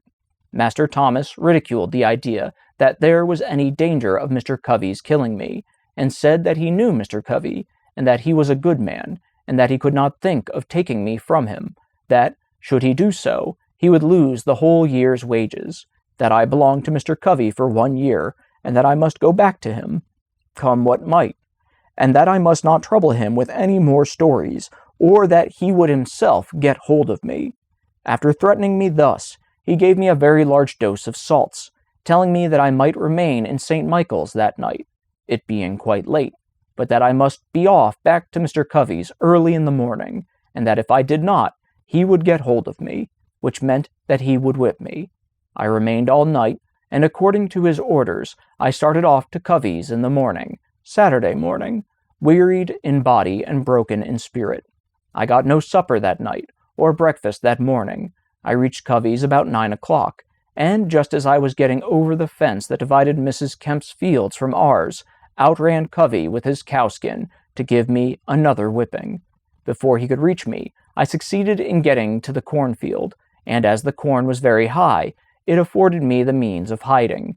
He seemed very angry, and searched for me a long time. My behavior was altogether unaccountable. He finally gave up the chase, thinking, I suppose, that I must come home for something to eat. He would give himself no further trouble in looking for me. I spent that day mostly in the woods, having the alternative before me, to go home and be whipped to death, or stay in the woods and be starved to death. That night, I fell in with Sandy Jenkins, a slave with whom I was somewhat acquainted. Sandy had a free wife who lived about 4 miles from Mr. Covey's, and it being Saturday, he was on his way to see her. I told him my circumstances, and he very kindly invited me to go home with him. I went home with him, and talked this whole matter over, and got his advice as to what course it was best for me to pursue. I found Sandy an old adviser. He told me, with great solemnity, I must go back to Covey, but that before I went, I must go with him into another part of the woods, where there was a certain root, which, if I would take some of it with me, carrying it always on my right side, would render it impossible for Mr. Covey, or any other white man, to whip me. He said he had carried it for years, and since he had done so, he had never received a blow, and never expected to while he carried it. I at first rejected the idea that the simple carrying of a root in my pocket would have any such effect as he had said, and was not disposed to take it, but Sandy impressed the necessity with much earnestness, telling me it could do no harm, if it did no good. To please him, I at length took the root, and according to his direction, carried it upon my right side. This was Sunday morning. I immediately started for home, and upon entering the yard gate, out came Mr. Covey on his way to the meeting. He spoke to me very kindly, bade me drive the pigs from a lot near by, and passed on towards the church. Now this singular conduct of Mr. Covey really made me begin to think that there was something in the root which Sandy had given me, and had it been on any other day than Sunday, I could have attributed the conduct to no other cause than the influence of that root, and as it was, I was half inclined to think the root to be something more than I at first had taken it to be. All went well till Monday morning. On this morning, the virtue of the root was fully tested. Long before daylight, I was called to go and rub, curry, and feed the horses. I obeyed, and was glad to obey, but whilst thus engaged, whilst in the act of throwing down some blades from the loft, Mr. Covey entered the stable with a long rope, and just as I was half out of the loft, he caught hold of my legs and was about tying me.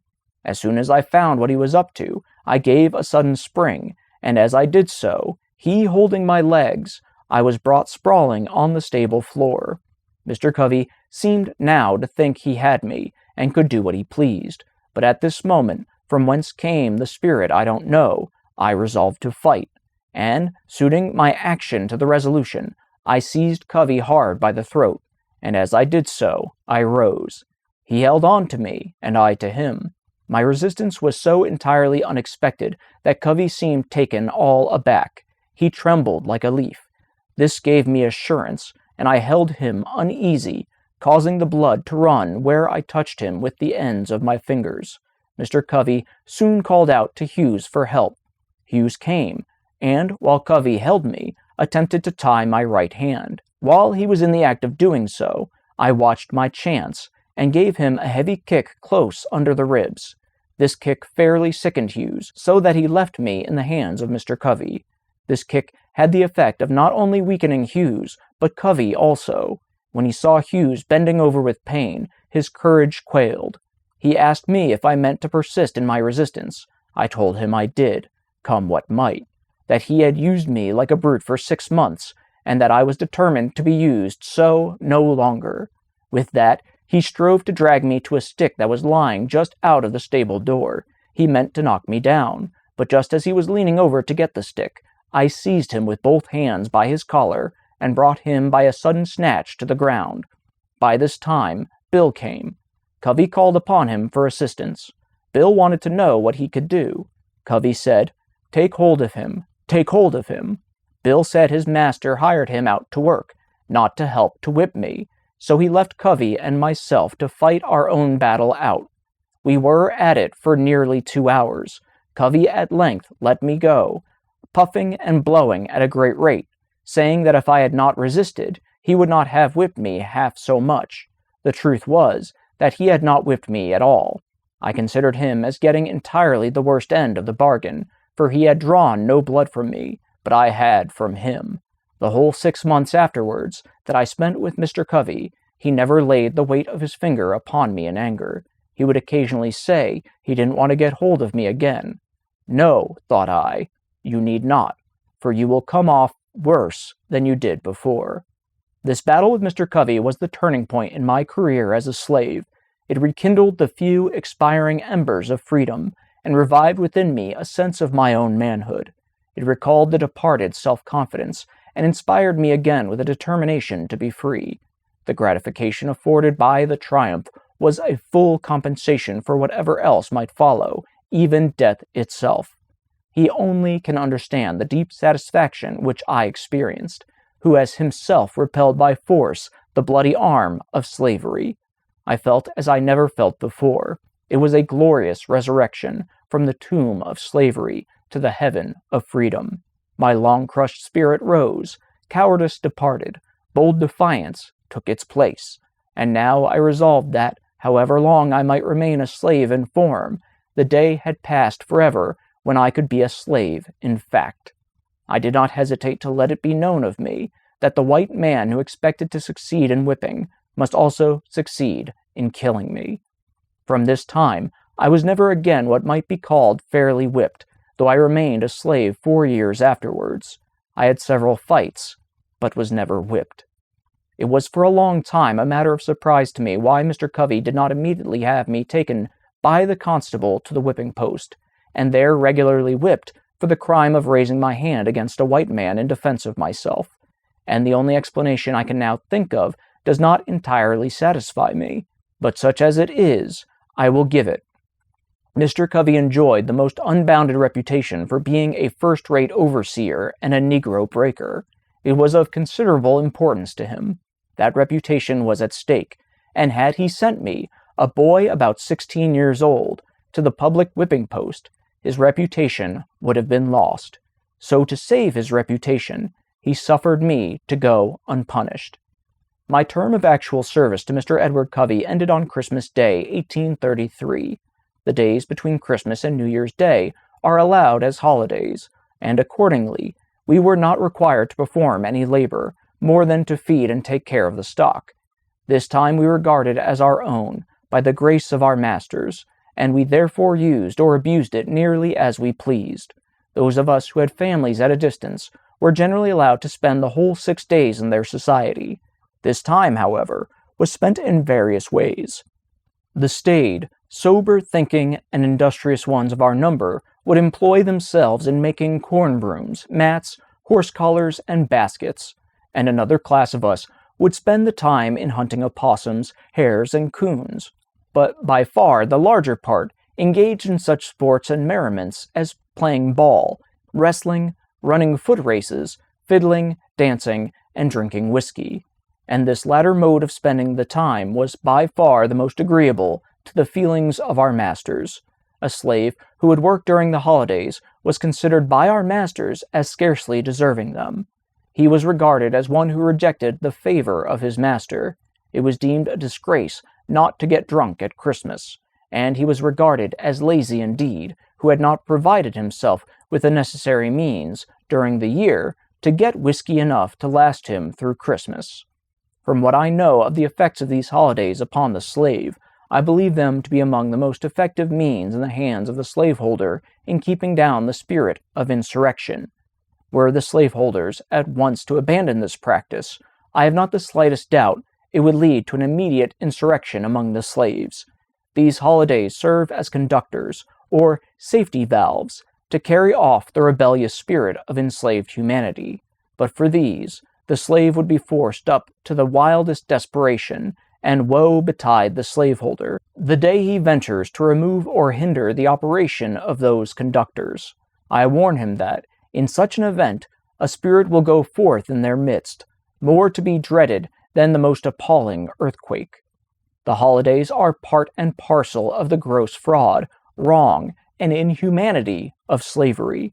They are professedly a custom established by the benevolence of the slaveholders, but I undertake to say it is the result of selfishness, and one of the grossest frauds committed upon the downtrodden slave. They do not give the slaves this time because they would not like to have their work during its continuance, but because they know it would be unsafe to deprive them of it. This will be seen by the fact that the slaveholders like to have their slaves spend those days just in such a manner as to make them as glad of their ending as of their beginning. Their object seems to be to disgust their slaves with freedom by plunging them into the lowest depths of dissipation. For instance, the slaveholders not only like to see the slave drink of his own accord, but will adopt various plans to make him drunk. One plan is to make bets on their slaves as to who can drink the most whiskey without getting drunk, and in this way they succeed in getting whole multitudes to drink to excess. Thus, when the slaves ask for virtuous freedom, the cunning slaveholder, knowing his ignorance, cheats him with a dose of vicious dissipation, artfully labeled with the name of liberty. The most of us used to drink it down, and the result was just what might be supposed. Many of us were led to think that there was little to choose between liberty and slavery. We felt, and very properly too, that we had almost as well be slaves to man as to rum. So when the holidays ended, we staggered up from the filth of our wallowing, took a long breath, and marched to the field, feeling upon the whole rather glad to go from what our master had deceived us into a belief was freedom, back to the arms of slavery. I have said that this mode of treatment is a part of the whole system of fraud and inhumanity of slavery. It is so. The mode here adopted to disgust the slave with freedom, by allowing him to see only the abuse of it, is carried out in other things. For instance, a slave loves molasses. He steals some. His master, in many cases, goes off to town and buys a large quantity. He returns, takes his whip, and commands the slave to eat the molasses, until the poor fellow is made sick at the very mention of it. The same mode is sometimes adopted to make the slaves refrain from asking for more food than their regular allowance. A slave runs through his allowance and applies for more. His master is enraged at him, but, not willing to send him off without food, gives him more than is necessary, and compels him to eat it within a given time. Then, if he complains that he cannot eat it, he is said to be satisfied neither full nor fasting, and is whipped for being hard to please. I have an abundance of such illustrations of the same principle, drawn from my own observation, but think the cases I have cited sufficient. The practice is a very common one. On the 1st of January, 1834, I left Mr. Covey and went to live with Mr. William Freeland, who lived about 3 miles from St. Michael's. I soon found Mr. Freeland a very different man from Mr. Covey. Though not rich, he was what would be called an educated Southern gentleman. Mr. Covey, as I have shown, was a well-trained Negro breaker and slave driver. The former, slaveholder though he was, seemed to possess some regard for honor, some reverence for justice, and some respect for humanity. The latter seemed totally insensible to all such sentiments. Mr. Freeland had many of the faults peculiar to slaveholders, such as being very passionate and fretful, but I must do him the justice to say that he was exceedingly free from those degrading vices to which Mr. Covey was constantly addicted. The one was open and frank, and we always knew where to find him. The other was a most artful deceiver, and could be understood only by such as were skillful enough to detect his cunningly devised frauds. Another advantage I gained in my new master was, he made no pretensions to, or profession of, religion, and this, in my opinion, was truly a great advantage. I assert most unhesitatingly that the religion of the South is a mere covering for the most horrid crimes, a justifier of the most appalling barbarity, a sanctifier of the most hateful frauds, and a dark shelter under which the darkest, foulest, grossest, and most infernal deeds of slaveholders find the strongest protection. Were I to be again reduced to the chains of slavery, next to that enslavement, I should regard being the slave of a religious master the greatest calamity that could befall me, for of all slaveholders with whom I have ever met, religious slaveholders are the worst. I have ever found them the meanest and basest, the most cruel and cowardly of all others. It was my unhappy lot not only to belong to a religious slaveholder, but to live in a community of such religionists. Very near Mr. Freeland lived Reverend Daniel Whedon, and in the same neighborhood lived the Reverend Rigby Hopkins. These were members and ministers in the Reformed Methodist Church. Mr. Whedon owned, among others, a woman slave, whose name I have forgotten. This woman's back, for weeks, was kept literally raw, made so by the lash of his merciless, religious wretch. He used to hire hands. His maxim was, behave well or behave ill. It is the duty of a master occasionally to whip a slave, to remind him of his master's authority. Such was his theory, and such was his practice. Mr. Hopkins was even worse than Mr. Whedon. His chief boast was his ability to manage slaves. The peculiar feature of his government was that of whipping slaves in advance of deserving it. He always managed to have one or more of his slaves to whip every Monday morning. He did this to alarm their fears and strike terror into those who escaped. His plan was to whip for the smallest offenses, to prevent the commission of larger ones. Mr. Hopkins could always find some excuse for whipping a slave. It would astonish one, unaccustomed to slaveholding life, to see with what wonderful ease a slaveholder can find things of which to make occasion to whip a slave. A mere look, word, or motion, a mistake, accident, or want of power, are all matters for which a slave may be whipped at any time. Does a slave look dissatisfied? It is said he has the devil in him, and it must be whipped out. Does he speak loudly when spoken to by his master? Then he is getting high-minded, and should be taken down a buttonhole lower. Does he forget to pull off his hat at the approach of a white person? Then he is wanting in reverence, and should be whipped for it. Does he ever venture to vindicate his conduct when censured for it? Then he is guilty of impudence, one of the greatest crimes of which a slave can be guilty. Does he ever venture to suggest a different mode of doing things from that pointed out by his master? He is indeed presumptuous, and getting above himself, and nothing less than a flogging will do for him. Does he, while plowing, break a plow, or while hoeing break a hoe? It is owing to his carelessness, and for it a slave must always be whipped. Mr. Hopkins could always find something of this sort to justify the use of the lash, and he seldom failed to embrace such opportunities. There was not a man in the whole country with whom the slaves who had the getting their own home would not prefer to live, rather than with this Reverend Mr. Hopkins. And yet there was not a man anywhere round who made higher professions of religion, or was more active in revivals, more attentive to the class, love feast, prayer, and preaching meetings, or more devotional in his family, that prayed earlier, later, louder, and longer than this same Reverend slave driver Rigby Hopkins. But to return to Mr. Freeland, and to my experience while in his employment, he, like Mr. Covey, gave us enough to eat, but, unlike Mr. Covey, he also gave us sufficient time to take our meals. He worked us hard, but always between sunrise and sunset. He required a good deal of work to be done, but gave us good tools with which to work. His farm was large, but he employed hands enough to work it, and with ease, compared with many of his neighbors. My treatment, while in his employment, was heavenly, compared with what I experienced at the hands of Mr. Edward Covey. Mr. Freeland was himself the owner of but 2 slaves. Their names were Henry Harris and John Harris. The rest of his hands he hired. These consisted of myself, Sandy Jenkins, and Handy Caldwell. A note of Sandy Jenkins. This is the same man who gave me the roots to prevent my being whipped by Mr. Covey. He was a clever soul. We used frequently to talk about the fight with Covey, and as often as we did so, he would claim my success as the result of the roots which he gave me. This superstition is very common among the more ignorant slaves. A slave seldom dies, but that his death is attributed to trickery. End of note. Henry and John were quite intelligent, and in a very little while after I went there, I succeeded in creating in them a strong desire to learn how to read. This desire soon sprang up in others also. They very soon mustered up some old spelling books, and nothing would do but that I must keep a Sabbath school.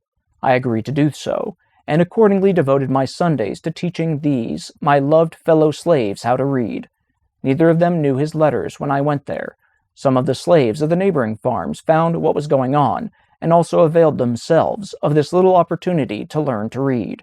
It was understood, among all who came, that there must be as little display about it as possible.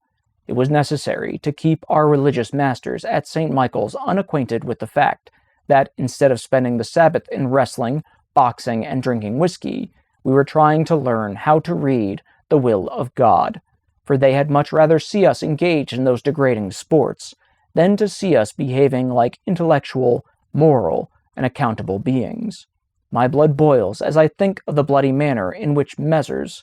Wright, Fairbanks, and Garrison West, both class leaders in connection with many others, rushed in upon us with sticks and stones, and broke up our virtuous little Sabbath school at St. Michael's, all calling themselves Christians, humble followers of the Lord Jesus Christ.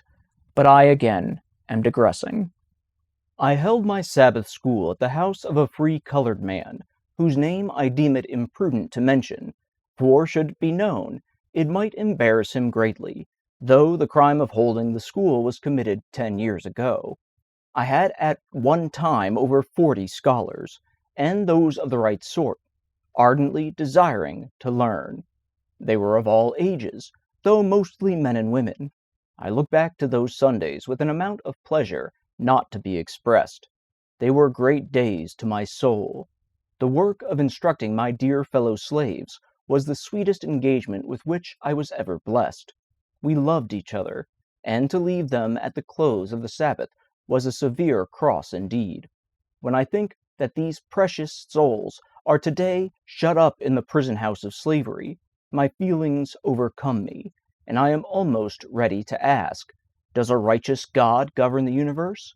And for what does he hold the thunders in his right hand, if not to smite the oppressor, and deliver the spoiled out of the hand of the spoiler? These dear souls came not to Sabbath school because it was popular to do so, nor did I teach them because it was reputable to be thus engaged. Every moment they spent in that school, they were liable to be taken up and given 39 lashes. They came because they wished to learn.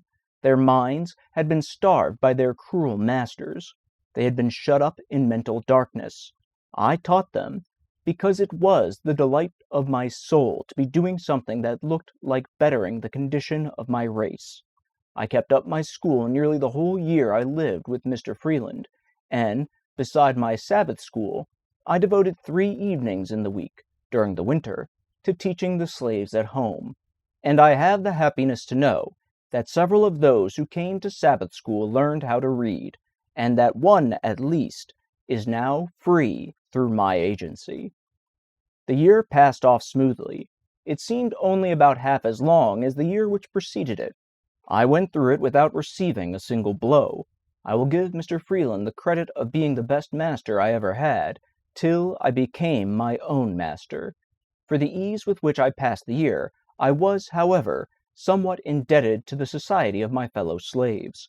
They were noble souls. They not only possessed loving hearts, but brave ones. We were linked and interlinked with each other. I loved them with a love stronger than anything I have experienced since. It is sometimes said that we slaves do not love and confide in each other. In answer to this assertion, I can say, I never loved any or confided in any people more than my fellow slaves, and especially those with whom I lived at Mr. Freeland's. I believe we would have died for each other. We never undertook to do anything of any importance without a mutual consultation. We never moved separately. We were one, and as much so by our tempers and dispositions, as by the mutual hardships to which we were necessarily subjected by our condition as slaves. At the close of the year 1834, Mr. Freeland again hired me of my master for the year 1835. But by this time, I began to want to live upon free land as well as with free land, and I was no longer content, therefore, to live with him or any other slaveholder. I began, with the commencement of the year, to prepare myself for a final struggle, which should decide my fate one way or the other. My tendency was upward. I was fast approaching manhood, and year after year had passed, and I was still a slave. These thoughts roused me. I must do something. I therefore resolved that 1835 should not pass without witnessing an attempt on my part to secure my liberty. But I was not willing to cherish this determination alone. My fellow slaves were dear to me. I was anxious to have them participate with me in this, my life-giving determination. I therefore, though with great prudence, commenced early to ascertain their views and feelings in regard to their condition, and to imbue their minds with thoughts of freedom. I bent myself to devising ways and means for our escape, and meanwhile strove, on all fitting occasions, to impress them with the gross fraud and inhumanity of slavery. I went first to Henry, next to John, then to others. I found in them all warm hearts and noble spirits. They were ready to hear and ready to act when a feasible plan should be proposed. This was what I wanted. I talked to them of our want of manhood, if we submitted to our enslavement without at least one noble effort to be free. We met often, and consulted frequently, and told our hopes and fears, recounted the difficulties, real and imagined, which we should be called on to meet. At times we were almost disposed to give up, and try to content ourselves with our wretched lot. At others, we were firm and unbending in our determination to go. Whenever we suggested any plan, there was shrinking. The odds were fearful. Our path was beset with the greatest obstacles, and if we succeeded in gaining the end of it, our right to be free was yet questionable. Were we yet liable to be returned to bondage? We could see no spot, this side of the ocean, where we could be free. We knew nothing about Canada.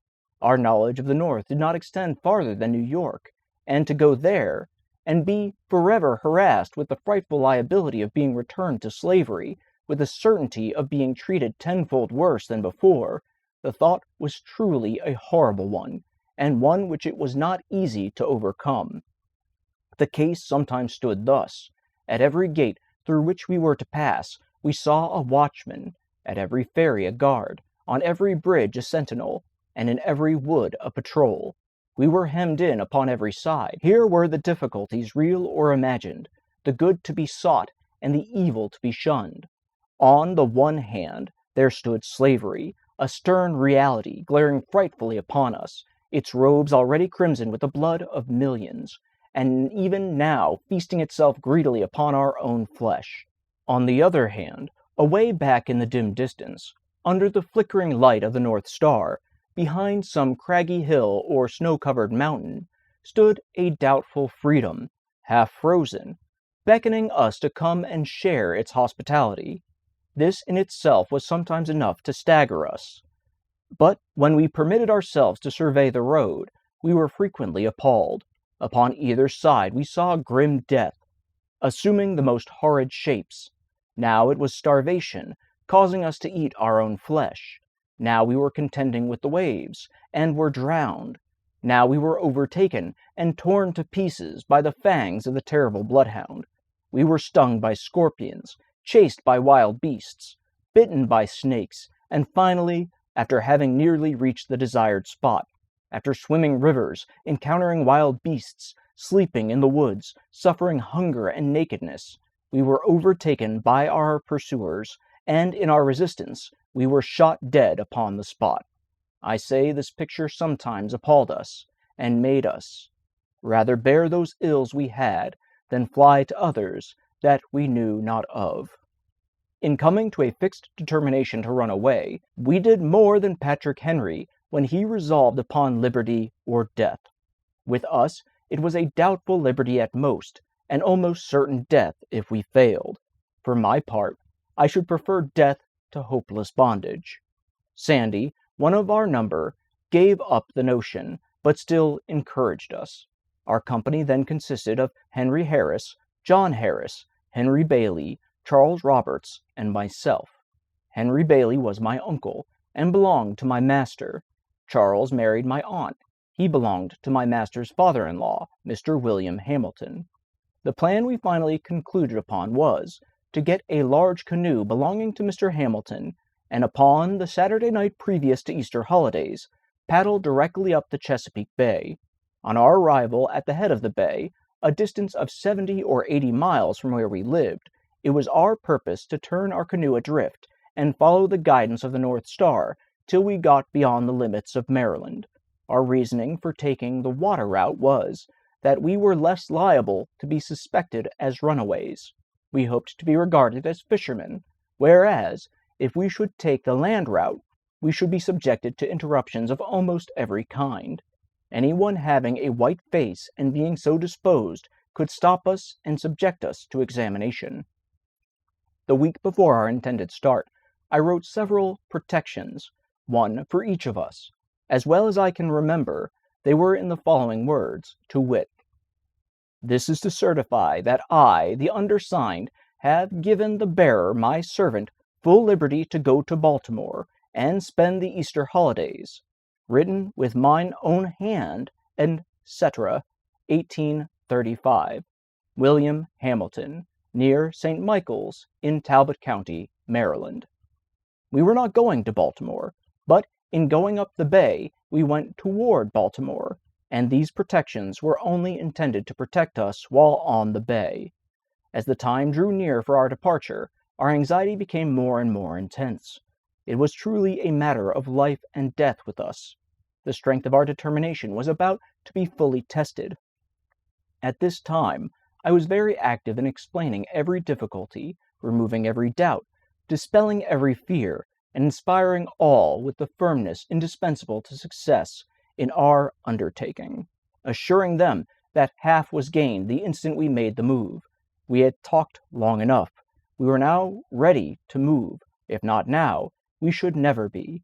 And if we did not intend to move now, we had as well fold our arms, sit down, and acknowledge ourselves fit only to be slaves. This none of us were prepared to acknowledge. Every man stood firm, and at our last meeting we pledged ourselves afresh, in the most solemn manner, that at the time appointed, we would certainly start in pursuit of freedom. This was in the middle of the week, at the end of which we were to be off. We went as usual to our several fields of labor, but with bosoms highly agitated with thoughts of our truly hazardous undertaking. We tried to conceal our feelings as much as possible, and I think we succeeded very well. After a painful waiting, the Saturday morning, whose night was to witness our departure, came. I hailed it with joy, bring what of sadness it might. Friday night was a sleepless one for me. I probably felt more anxious than the rest, because I was, by common consent, at the head of the whole affair. The responsibility of success or failure lay heavily upon me. The glory of the one and the confusion of the other were alike mine. The first 2 hours of that morning were such as I never experienced before, and hope never to again. Early in the morning, we went as usual to the field. We were spreading manure, and all at once, while thus engaged, I was overwhelmed with an indescribable feeling, in the fullness of which I turned to Sandy, who was near by, and said, "We are betrayed." "Well," said he, "that thought has this moment struck me." We said no more. I was never more certain of anything. The horn was blown as usual, and we went up from the field to the house for breakfast. I went for the form, more than for want of anything to eat that morning.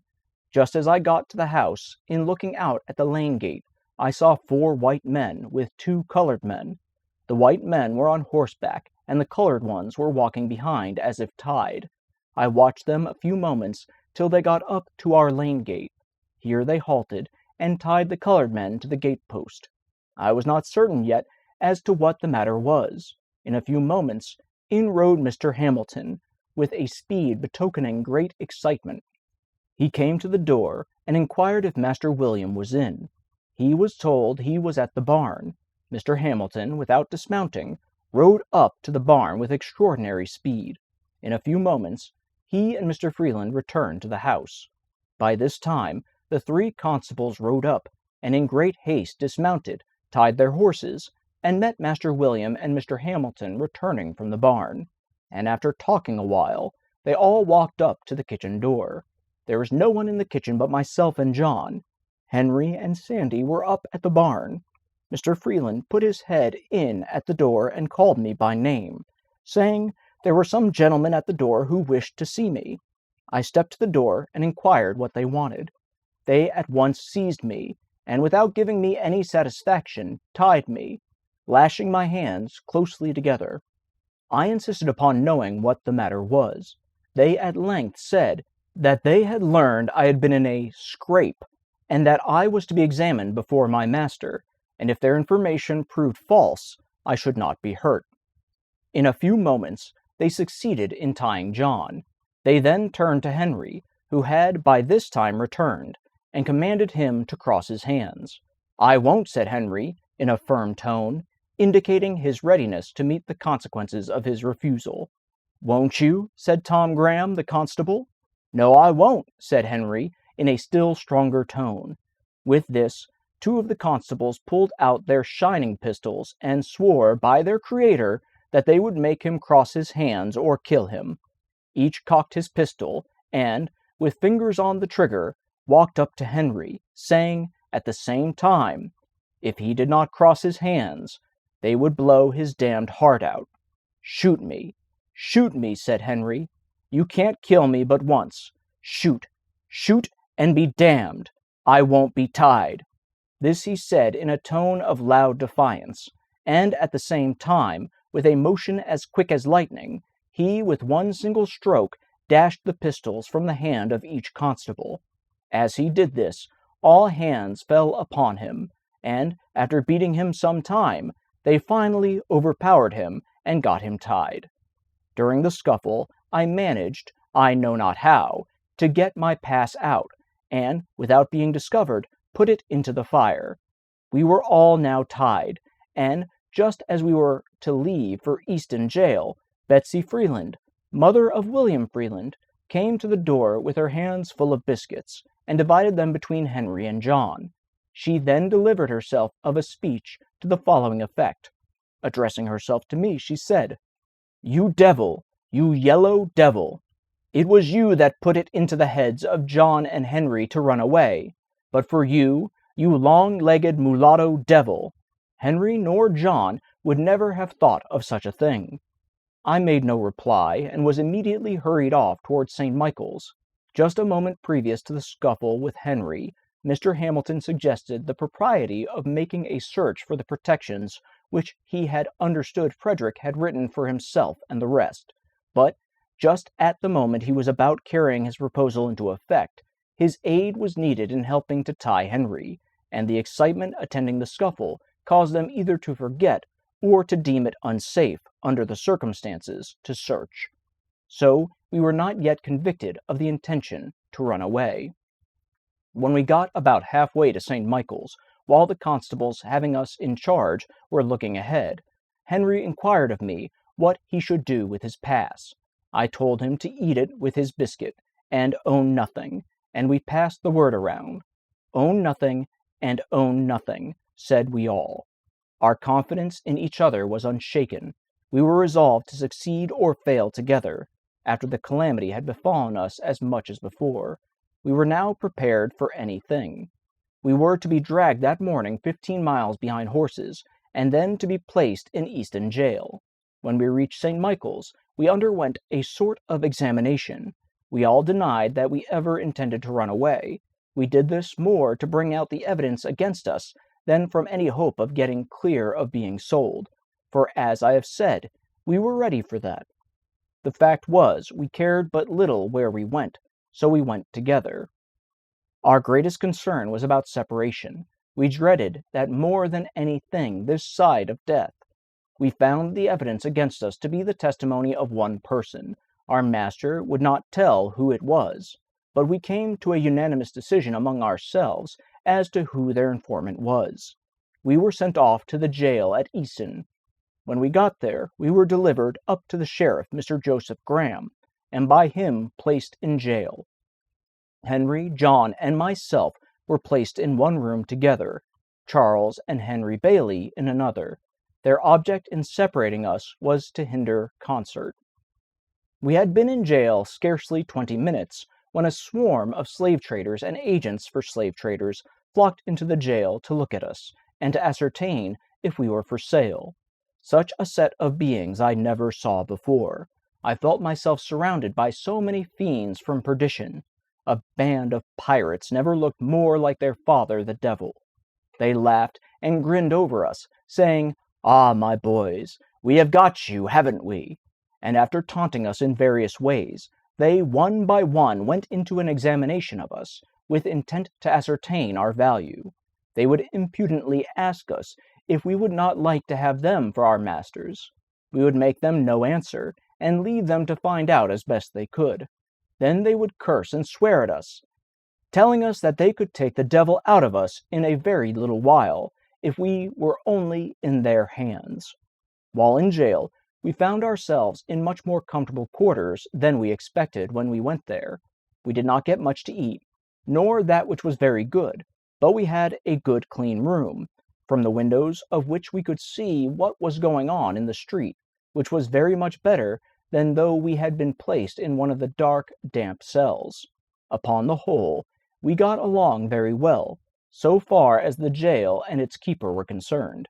Immediately after the holidays were over, contrary to all our expectations, Mr. Hamilton and Mr. Freeland came up to Easton and took Charles, the two Henrys, and John out of jail, and carried them home, leaving me alone.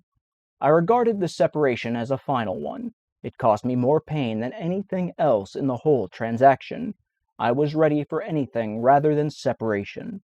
I supposed that they had consulted together and had decided that, as I was the whole cause of the intention of the others to run away, it was hard to make the innocent suffer with the guilty, and that they had, therefore, concluded to take the others home and sell me, as a warning to the others that remained. He seemed almost as reluctant at leaving the prison as at leaving home to come to the prison. But we knew we should, in all probability, be separated if we were sold, and since he was in their hands, he concluded to go peaceably home. I was now left to my fate. I was all alone and within the walls of a stone prison, but a few days before, and I was full of hope.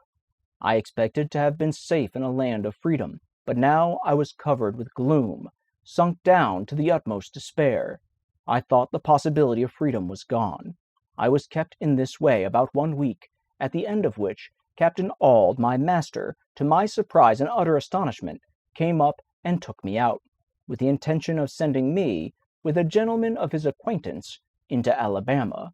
But from some cause or other, he did not send me to Alabama, but concluded to send me back to Baltimore, to live again with his brother Hugh, and to learn a trade. Thus, after an absence of 3 years and 1 month, I was once more permitted to return to my old home at Baltimore. My master sent me away, because there existed against me a very great prejudice in the community, and he feared I might be killed. In a few weeks after I went to Baltimore, Master Hugh hired me to Mr. William Gardner, an extensive shipbuilder, on Fell's Point. I was put there to learn how to caulk. It, however, proved a very unfavorable place for the accomplishment of this object. Mr. Gardner was engaged that spring in building 2 large man-of-war brigs, professedly for the Mexican government. The vessels were to be launched in the July of that year, and in failure thereof, Mr. Gardner was to lose a considerable sum, so that when I entered, all was hurry. There was no time to learn anything. Every man had to do that which he knew how to do. In entering the shipyard, my orders from Mr. Gardner were to do whatever the carpenters commanded me to do. This was placing me at the beck and call of about 75 men. I was to regard all these as masters. Their word was to be my law. My situation was a most trying one. At times, I needed a dozen pair of hands. I was called a dozen ways in the space of a single minute. 3 or 4 voices would strike my ear at the same moment. It was, "Fred, come help me to cant this timber here. Fred, come carry this timber yonder. Fred, bring that roller here. Fred, go get a fresh can of water. Fred, come help saw off the end of this timber. Fred, go quick and get the crowbar. Fred, hold on to the end of this fall. Fred, go to the blacksmith shop and get a new punch. Hurrah, Fred, run and bring me a cold chisel. I say, Fred, bear a hand and get up a fire as quick as lightning under that steam box. Hallo, nigger, come, turn this grindstone. Come, move, and bows this timber forward. I say, darky, blast your eyes. Why don't you heat up some pitch? Halloo, halloo, halloo, 3 voices at the same time. Come here, go there, hold on where you are. Damn you, if you move, I'll knock your brains out. This was my school for 8 months, and I might have remained there longer, but for a most horrid fight I had with 4 of the white apprentices, in which my left eye was nearly knocked out, and I was horribly mangled in other respects. The facts in the case were these. Until a very little while after I went there, white and black ship carpenters worked side by side, and no one seemed to see any impropriety in it. All hands seemed to be very well satisfied. Many of the black carpenters were freemen. Things seemed to be going on very well. All at once, the white carpenters knocked off, and said they would not work with free colored workmen. Their reason for this, as alleged, was that if free colored carpenters were encouraged, they would soon take the trade into their own hands, and poor white men would be thrown out of employment. They therefore felt called upon at once to put a stop to it, and taking advantage of Mr. Gardner's necessities, they broke off, swearing they would work no longer unless he would discharge his black carpenters. Now, though this did not extend to me in form, it did reach me in fact. My fellow apprentices soon began to feel it degrading to them to work with me. They began to put on airs and talk about the niggers taking the country, saying we all ought to be killed, and being encouraged by the journeymen, they commenced in making my condition as hard as they could, by hectoring me around, and sometimes striking me. I, of course, kept the vow I made after the fight with Mr. Covey, and struck back again, regardless of consequences, and while I kept them from combining, I succeeded very well, for I could whip the whole of them, taking them separately. They, however, at length combined, and came upon me, armed with sticks, stones, and heavy handspikes. One came in front with a half-brick. There was one at each side of me, and one behind me. While I was attending to those in front and on either side, the one behind ran up with the handspike, and struck me a heavy blow upon the head. It stunned me.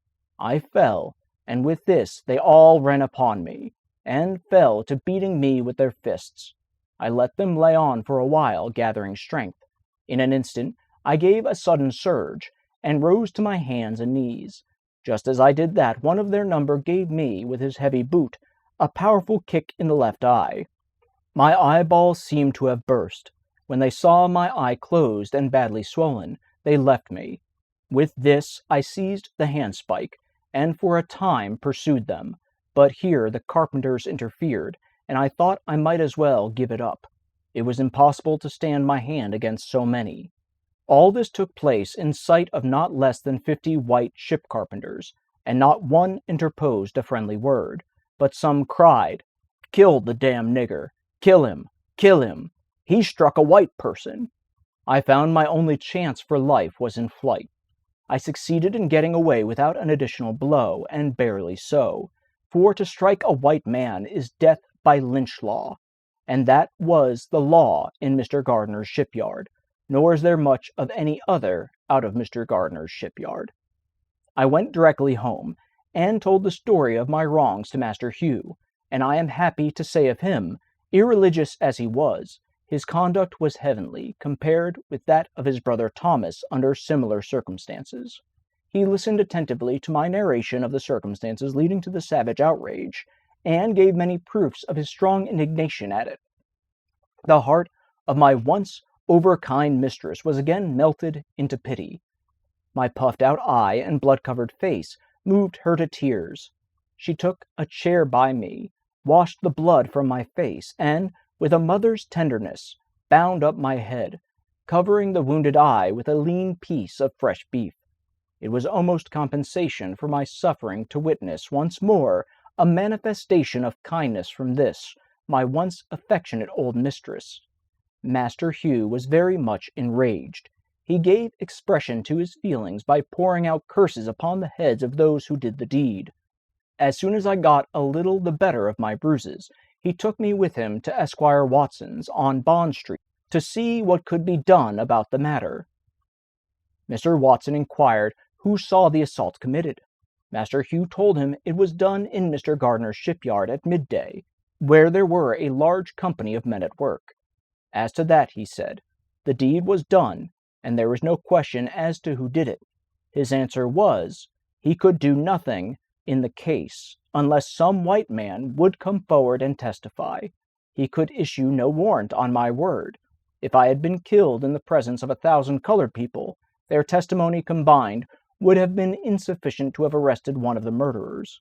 Master Hugh, for once, was compelled to say this state of things was too bad.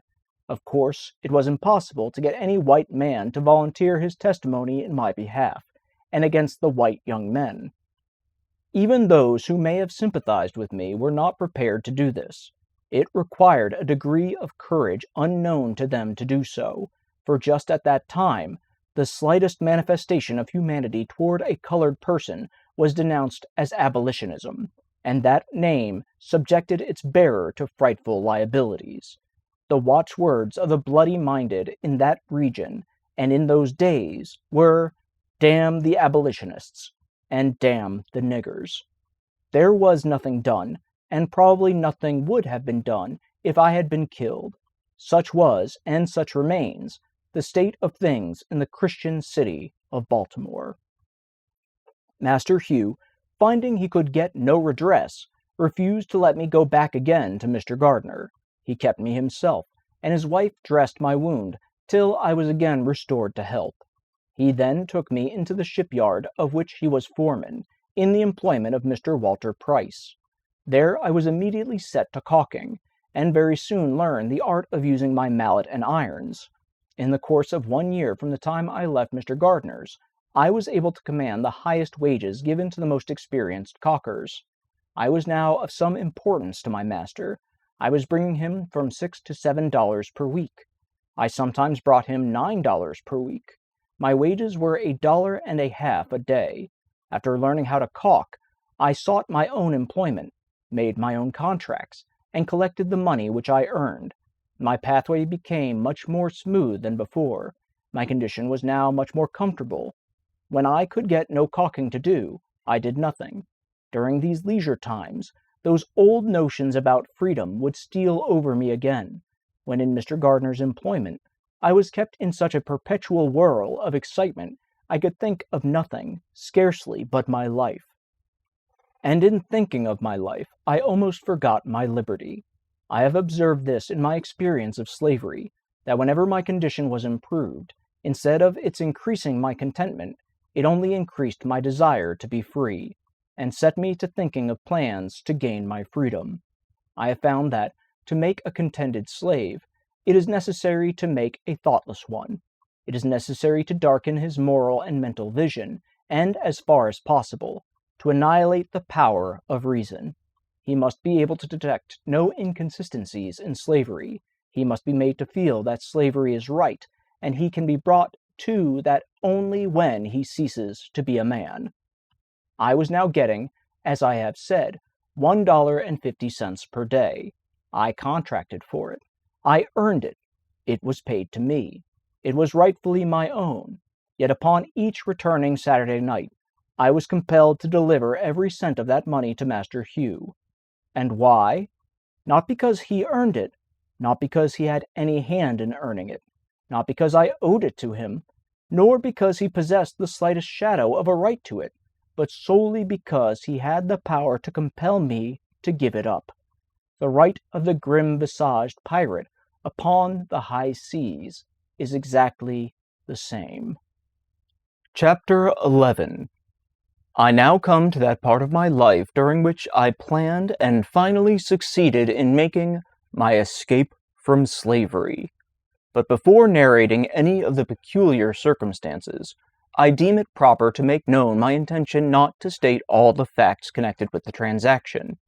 My reasons for pursuing this course may be understood from the following. First, were I to give a minute statement of all the facts, it is not only possible, but quite probable, that others would thereby be involved in the most embarrassing difficulties. Secondly, such a statement would most undoubtedly induce greater vigilance on the part of slaveholders than has existed heretofore among them, which would, of course, be the means of guarding a door whereby some dear brother bondman might escape his galling chains. I deeply regret the necessity that impels me to suppress anything of importance connected with my experience in slavery. It would afford me great pleasure indeed, as well as materially add to the interest of my narrative, were I at liberty to gratify a curiosity, which I know exists in the minds of many, by an accurate statement of all the facts pertaining to my most fortunate escape. But I must deprive myself of this pleasure, and the curious of the gratification which such a statement would afford. I would allow myself to suffer under the greatest imputations which evil-minded men might suggest, rather than exculpate myself, and thereby run the hazard of closing the slightest avenue by which a brother slave might clear himself of the chains and fetters of slavery. I have never approved of the very public manner in which some of our Western friends have conducted what they call the Underground Railroad, but which, I think, by their own declarations, has been made most emphatically the Upper Ground Railroad. I honor those good men and women for their noble daring, and applaud them for willingly subjecting themselves to bloody persecution, by openly avowing their participation in the escape of slaves. I, however, can see very little good resulting from such a course, either to themselves or the slaves escaping, while, upon the other hand, I see and feel assured that those open declarations are a positive evil to the slaves remaining, who are seeking to escape. They do nothing towards enlightening the slave, whilst they do much towards enlightening the master. They stimulate him to greater watchfulness, and enhance his power to capture his slave. We owe something to the slaves south of the line as well as to those north of it, and in aiding the latter on their way to freedom, we should be careful to do nothing which would be likely to hinder the former from escaping from slavery. I would keep the merciless slaveholder profoundly ignorant of the means of flight adopted by the slave. I would leave him to imagine himself surrounded by myriads of invisible tormentors, ever ready to snatch from his infernal grasp his trembling prey. Let him be left to feel his way in the dark. Let darkness commensurate with his bondman. He is running the frightful risk of having his hot brains dashed out by an invisible agency. Let us render the tyrant no aid. Let us not hold the light by which he can trace the footprints of our flying brother. But enough of this. I will now proceed to the statement of those facts connected with my escape, for which I am alone responsible, and for which no one can be made to suffer but myself. In the early part of the year 1838, I became quite restless. I could see no reason why I should, at the end of each week, pour the reward of my toil into the purse of my master. When I carried to him my weekly wages, he would, after counting the money, look me in the face with a robber-like fierceness and ask, "Is this all?" He was satisfied with nothing less than the last cent. He would, however, when I made him $6, sometimes give me 6 cents to encourage me. It had the opposite effect. I regarded it as a sort of admission of my right to the whole. The fact that he gave me any part of my wages was proof to my mind that he believed me entitled to the whole of them. I always felt worse for having received anything, for I feared that the giving me a few cents would ease his conscience and make him feel himself to be a pretty honorable sort of robber. My discontent grew upon me. I was ever on the lookout for means of escape, and finding no direct means, I determined to try to hire my time, with a view of getting money with which to make my escape. In the spring of 1838, when Master Thomas came to Baltimore to purchase his spring goods, I got an opportunity, and applied to him to allow me to hire my time. He unhesitatingly refused my request, and told me this was another stratagem by which to escape. He told me I could go nowhere but that he could get me, and that, in the evening of my running away, he should spare no pains in his efforts to catch me. He exhorted me to content myself, and be obedient. He told me, if I would be happy, I must lay out no plans for the future. He said, if I behaved myself properly, he would take care of me. Indeed, he advised me to complete thoughtlessness of the future, and taught me to depend solely upon him for happiness. He seemed to see fully the pressing necessity of setting aside my intellectual nature, in order to contentment in slavery. But in spite of him, and even in spite of myself, I continued to think, and to think about the injustice of my enslavement, and the means of escape. About 2 months after this, I applied to Master Hugh for the privilege of hiring my time. He was not acquainted with the fact that I had applied to Master Thomas, and had been refused. He too at first seemed disposed to refuse, but after some reflection, he granted me the privilege, and proposed the following terms. I was to be allowed all my time, make all contracts with those for whom I worked, and finding my own employment, and, in return for this liberty, I was to pay him $3 at the end of each week, find myself in caulking tools, and in board and clothing. My board was $2.50 per week. This, with the wear and tear of clothing and caulking tools, made my regular expenses about $6 per week. This amount I was compelled to make up or relinquish the privilege of hiring my time. Rain or shine, work or no work, at the end of each week the money must be forthcoming, or I must give up my privilege. This arrangement, it will be perceived, was decidedly in my master's favor. It relieved him of all need of looking after me. His money was sure. He received all the benefits of slaveholding without its evils, while I endured all the evils of a slave, and suffered all the care and anxiety of a freeman. I found it a hard bargain, but hard as it was, I thought it better than the old mode of getting along. It was a step towards freedom to be allowed to bear the responsibilities of a freeman, and I was determined to hold on upon it. I bent myself to the work of making money. I was ready to work at night as well as day, and by the most untiring perseverance and industry, I made enough to meet my expenses, and lay up a little money every week. I went on thus from May till August. Master Hugh then refused to allow me to hire my time longer. The ground for his refusal was a failure on my part, one Saturday night, to pay him for my week's time. This failure was occasioned by my attending a camp meeting about 10 miles from Baltimore. During the week, I had entered into an engagement with a number of young friends to start from Baltimore to the campground early Saturday evening, and being detained by my employer, I was unable to get down to Master Hugh's without disappointing the company. I knew that Master Hugh was in no special need of the money that night.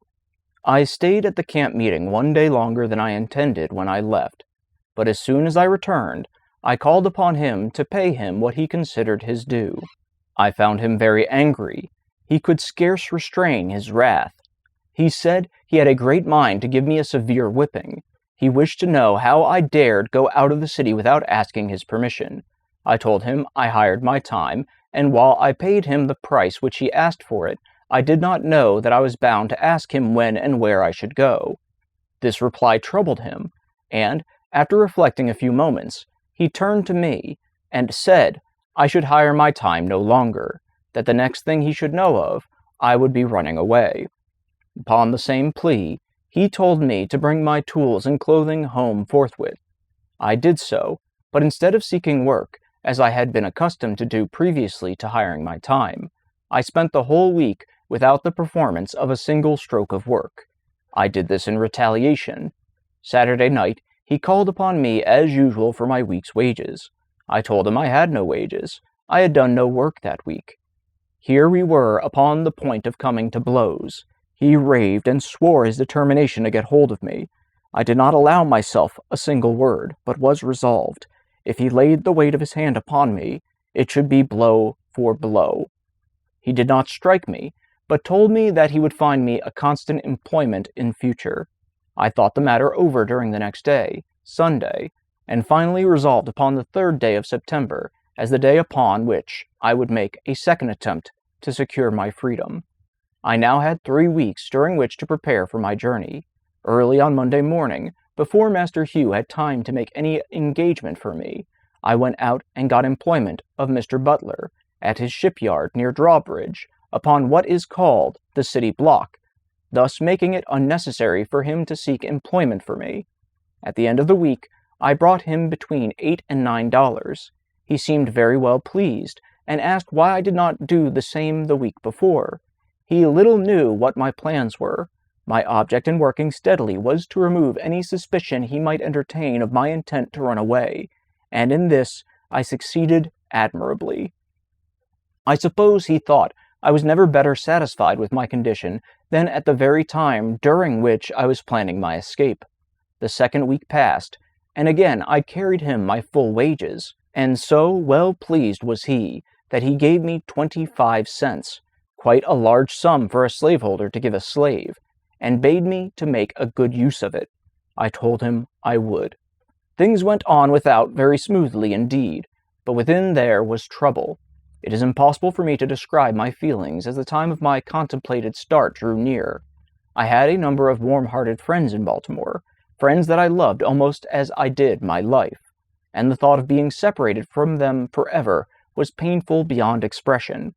It is my opinion that thousands would escape from slavery, who now remain, but for the strong cords of affection that bind them to their friends. The thought of leaving my friends was decidedly the most painful thought with which I had to contend. The love of them was my tender point, and shook my decision more than all things else. Besides the pain of separation, the dread and apprehension of a failure exceeded what I had experienced at my first attempt. The appalling defeat I then sustained returned to torment me.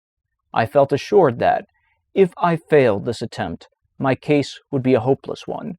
It would seal my fate as a slave forever. I could not hope to get off with anything less than the severest punishment, and being placed beyond the means of escape. It required no very vivid imagination to depict the most frightful scenes through which I should have to pass in case I failed. The wretchedness of slavery and the blessedness of freedom were perpetually before me. It was life and death with me, but I remained firm, and, according to my resolution, on the 3rd day of September 1838, I left my chains, and succeeded in reaching New York without the slightest interruption of any kind. How I did so, what means I adopted, what direction I traveled, and by what mode of conveyance, I must leave unexplained, for the reasons before mentioned. I have been frequently asked how I felt when I found myself in a free state. I have never been able to answer the question with any satisfaction to myself. It was a moment of the highest excitement I ever experienced. I suppose I felt as one may imagine the unarmed mariner to feel when he is rescued by a friendly man-of-war from the pursuit of a pirate. In writing to a dear friend, immediately after my arrival at New York, I said I felt like one who had escaped a den of hungry lions. This state of mind, however, very soon subsided, and I was again seized with a feeling of great insecurity and loneliness. I was yet liable to be taken back and subjected to all the tortures of slavery. This in itself was enough to damp the ardor of my enthusiasm. But the loneliness overcame me. There I was in the midst of thousands, and yet a perfect stranger, without home and without friends, in the midst of thousands of my own brethren, children of a common father, and yet I dared not to unfold to any one of them my sad condition. I was afraid to speak to any one for fear of speaking to the wrong one, and thereby falling into the hands of money-loving kidnappers, whose business it was to lie in wait for the panting fugitive, as the ferocious beasts of the forest lie in wait for their prey. The motto which I adopted when I started from slavery was this: trust no man. I saw in every white man an enemy, and in almost every colored man cause for distrust. It was a most painful situation, and to understand it, one must needs experience it, or imagine himself in similar circumstances. Let him be a fugitive slave in a strange land, a land given up to be the hunting ground for slaveholders, whose inhabitants are legalized kidnappers, where he is every moment subjected to the terrible liability of being seized upon by his fellowmen, as the hideous crocodile seizes upon his prey. I say let him place himself in my situation, without home or friends, without money or credit, wanting shelter, and no one to give it, wanting bread, and no money to buy it, and at the same time let him feel that he is pursued by merciless men-hunters, and in total darkness as in what to do, where to go, or where to stay. Perfectly helpless, both as to the means of defense and means of escape, in the midst of plenty, yet suffering the terrible gnawings of hunger, in the midst of houses, yet having no home, among fellow men, yet feeling as if in the midst of wild beasts, whose greediness to swallow up the trembling and half-famished fugitive is only equaled by that with which the monsters of the deep swallow up the helpless fish upon which they subsist. I say, let him be placed in this most trying situation, the situation in which I was placed.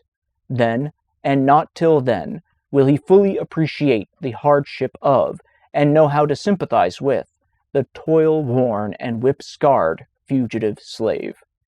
Thank heaven I remained but a short time in this distressed situation. I was relieved from it by the humane hand of Mr. David Ruggles, whose vigilance, kindness, and perseverance I shall never forget. I am glad of an opportunity to express, as far as words can, the love and gratitude I bear him. Mr. Ruggles is now afflicted with blindness, and is himself in needs of the same kind offices which he was once so forward in the performance of towards others. I had been in New York but a few days when Mr. Ruggles sought me out, and very kindly took me to his boarding-house at the corner of Church and Lesbernard Streets. Mr. Ruggles was then very deeply engaged in the memorable Darg case, as well as attending to a number of other fugitive slaves, devising ways and means for their successful escape. And though watched and hemmed in on almost every side, he seemed to be more than a match for his enemies. Very soon after I went to Mr. Ruggles, he wished to know of me where I wanted to go, as he deemed it unsafe for me to remain in New York. I told him I was a caulker, and should like to go where I could get work. I thought of going to Canada, but he decided against it, and in favor of my going to New Bedford, thinking I should be able to get work there at my trade.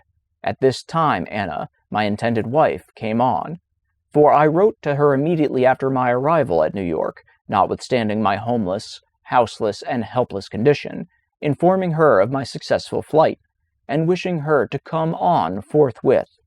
In a few days after her arrival, Mr. Ruggles called in the Reverend J.W.C. Pennington, who, in the presence of Mr. Ruggles, Mrs. Michaels, and 2 or 3 others, performed the marriage ceremony, and gave us a certificate. of which the following is an exact copy. This may certify that I joined together in holy matrimony Frederick Johnson and Anna Murray as man and wife, in the presence of Mr. David Ruggles and Mrs. Michaels. James W. C. Pennington, New York, September 15th, 1838.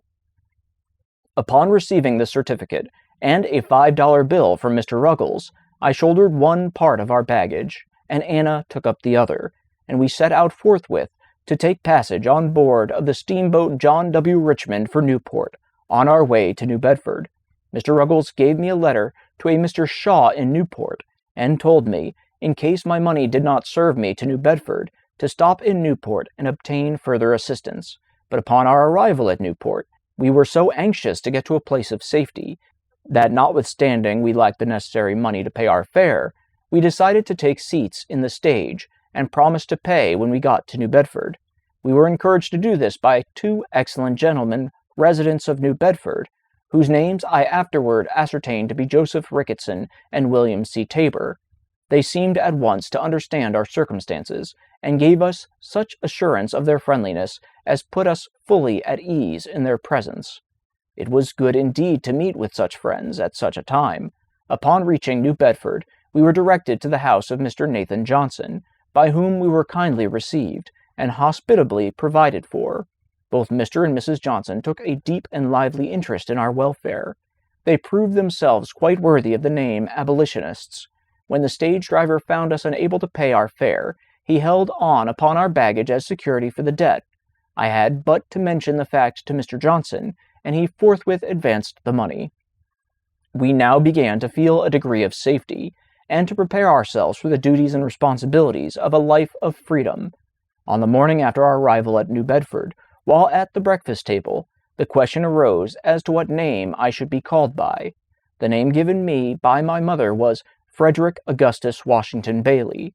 I, however, had dispensed with the two middle names long before I left Maryland, so that I was generally known by the name of Frederick Bailey.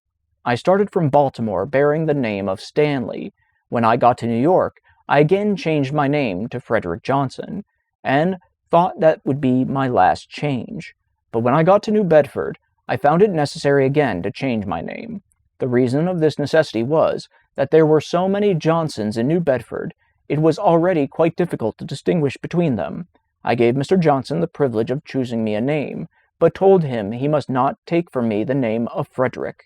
I must hold on to that, to preserve a sense of my identity. Mr. Johnson had just been reading The Lady of the Lake, and at once suggested that my name be Douglass.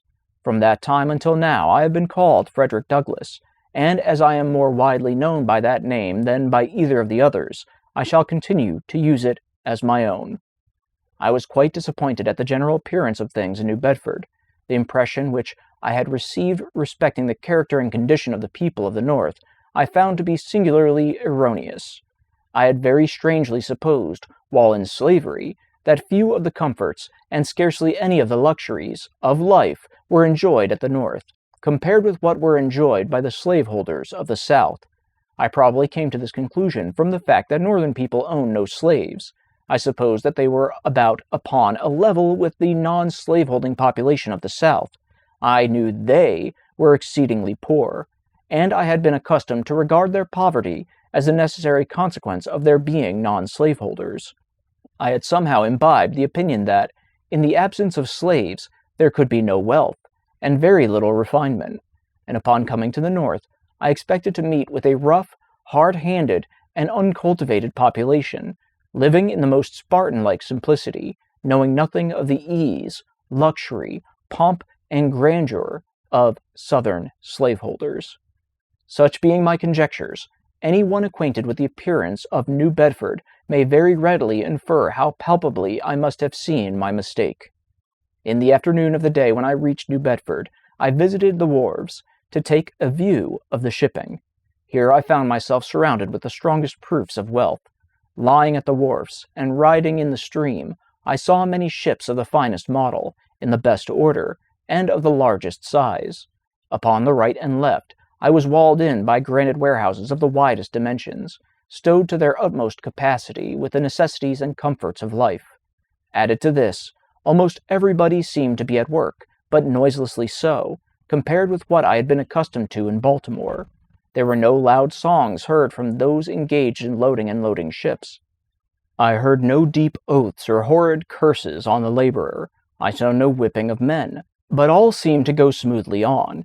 Every man appeared to understand his work, and went at it with a sober yet cheerful earnestness, which betokened the deepest interest which he felt in what he was doing, as well as a sense of his own dignity as a man. To me this looked exceedingly strange. From the wharves I strolled around and over the town, gazing with wonder and admiration at the splendid churches, beautiful dwellings, and finely cultivated gardens, evincing an amount of wealth, comfort, taste, and refinement such as I had never seen in any part of slaveholding Maryland. Everything looked clean, new, and beautiful. I saw few or no dilapidated houses, with poverty-stricken inmates, no half-naked children and barefooted women, such as I had been accustomed to see in Hillsborough, Easton, St. Michael's, and Baltimore. The people looked more able, stronger, healthier, and happier than those of Maryland. I was for once made glad by a view of extreme wealth, without being saddened by seeing extreme poverty. But the most astonishing as well as the most interesting thing to me was the condition of the colored people, a great many of whom, like myself, had escaped thither as a refuge from the hunters of men.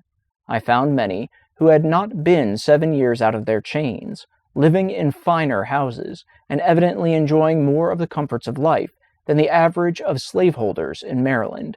I will venture to assert that my friend Mr. Nathan Johnson, of whom I can say with a grateful heart, I was hungry, and he gave me meat.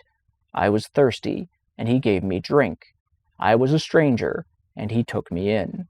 Lived in a neater house, dined at a better table, took, paid for, and read more newspapers, better understood the moral, religious, and political character of the nation than 9/10 of the slaveholders in Talbot County, Maryland. And yet Mr. Johnson was a working man. His hands were hardened by toil, and not his alone, but those also of Mrs. Johnson. I found the colored people much more spirited than I had supposed they would be. I found among them a determination to protect each other from the bloodthirsty kidnapper at all hazards. Soon after my arrival, I was told of a circumstance which illustrated their spirit. A colored man and a fugitive slave were on unfriendly terms. The former was heard to threaten the latter with informing his master of his whereabouts. Straightway a meeting was called among the colored people, under the stereotyped notice, "Business of importance." The betrayer was invited to attend. The people came at the appointed hour, and organized the meeting by appointing a very religious old gentleman as president, who, I believe, made a prayer, after which he addressed the meeting as follows: "Friends, we have got him here, and I would recommend that you young men just take him outside the door and kill him." With this, a number of them bolted at him, but they were intercepted by some more timid than themselves, and the betrayer escaped their vengeance, and has not been seen in New Bedford since. I believe there have been no more such threats, and should there be hereafter, I doubt not that death would be the consequence. I found employment, the 3rd day after my arrival, in stowing a sloop with a load of oil. It was new, dirty, and hard work for me, but I went at it with a glad heart and a willing hand. I was now my own master. It was a happy moment, the rapture of which can be understood only by those who have been slaves. It was the first work, the reward of which was to be entirely my own. There was no Master Hugh standing ready, the moment I earned the money, to rob me of it. I worked that day with a pleasure I had never before experienced. I was at work for myself and newly married wife. It was to me the starting point of a new existence. When I got through with that job, I went in pursuit of a job of caulking, but such was the strength of prejudice against color among the white caulkers that they refused to work with me, and of course I could get no employment. Finding my trade of no immediate benefit, I threw off my caulking habiliments and prepared myself to do any kind of work I could get to do. Mr. Johnson kindly let me have his wood horse and saw, and I very soon found myself a plenty of work. There was no work too hard, none too dirty. I was ready to saw wood, shovel coal, carry wood, sweep the chimney, or roll oil casks. all of which I did for nearly 3 years in New Bedford before I became known to the anti-slavery world. I am told that colored persons can now get employment at caulking in New Bedford, a result of anti-slavery effort. In about 4 months after I went to New Bedford, there came a young man to me and inquired if I did not wish to take the Liberator. I told him I did, but just having made my escape from slavery, I remarked that I was unable to pay for it then. I, however, finally became a subscriber to it. The paper came, and I read it from week to week with such feelings as it would be quite idle for me to attempt to describe. The paper became my meat and my drink. My soul was set all on fire, its sympathy for my brethren in bonds, its scathing denunciations of slaveholders, its faithful exposures of slavery, and its powerful attacks upon the upholders of the institution, sent a thrill of joy through my soul, such as I had never felt before. I had not long been a reader of the Liberator before I got a pretty correct idea of the principles, measures, and spirit of the anti-slavery reform. I took right hold of the cause. I could do but little, but what I could, I did with a joyful heart, and never felt happier than when in an anti-slavery meeting. I seldom had much to say at the meetings, because what I wanted to say was said so much better by others. But while attending an anti-slavery convention at Nantucket on the 11th of August, 1841, I felt strongly moved to speak, and was at the same time much urged to do so by Mr. William C. Coffin, a gentleman who had heard me speak in the colored people's meeting at New Bedford. It was a severe cross, and I took it up reluctantly. The truth was, I felt myself a slave, and the idea of speaking to white people weighed me down. I spoke but a few moments, when I felt a degree of freedom, and said what I desired with considerable ease. From that time until now, I have been engaged in pleading the cause of my brethren. With what success and with what devotion, I leave those acquainted with my labors to decide. Appendix. I find since reading over the foregoing narrative that I have, in several instances, spoke in such a tone and manner respecting religion as may possibly lead those unacquainted with my religious views to suppose me an opponent of all religion. To remove the liability of such misapprehension, I deem it proper to append the following brief explanation. What I have said respecting and against religion, I mean strictly to apply to the slave-holding religion of this land, and with no possible reference to Christianity proper, for between the Christianity of this land and the Christianity of Christ, I recognize the widest possible difference, so wide that to receive the one as good, pure, and holy is of necessity to reject the other as bad, corrupt, and wicked. To be the friend of one is of necessity to be the enemy of the other. I love the pure, peaceable, and impartial Christianity of Christ. I therefore hate the corrupt, slave-holding, women-whipping, cradle-plundering, partial and hypocritical Christianity of this land. Indeed, I can see no reason but the most deceitful one for calling the religion of this land Christianity. I look upon it as the climax of all misnomers, the boldest of all frauds, and the grossest of all libels. Never was there a clearer case of stealing the livery of the court of heaven to serve the devil in. I am filled with unutterable loathing when I contemplate the religious pomp and show, together with the horrible inconsistencies, which everywhere surround me. We have men stealers for ministers, women whippers for missionaries, and cradle plunderers for church members. The man who wields the blood-clotted cowskin during the week fills the pulpit on Sunday, and claims to be a minister of the meek and lowly Jesus. The man who robs me of my earnings at the end of each week meets me as a class leader on Sunday morning to show me the way of life and the path of salvation. He who sells my sister for purposes of prostitution stands forth as the pious advocate of purity.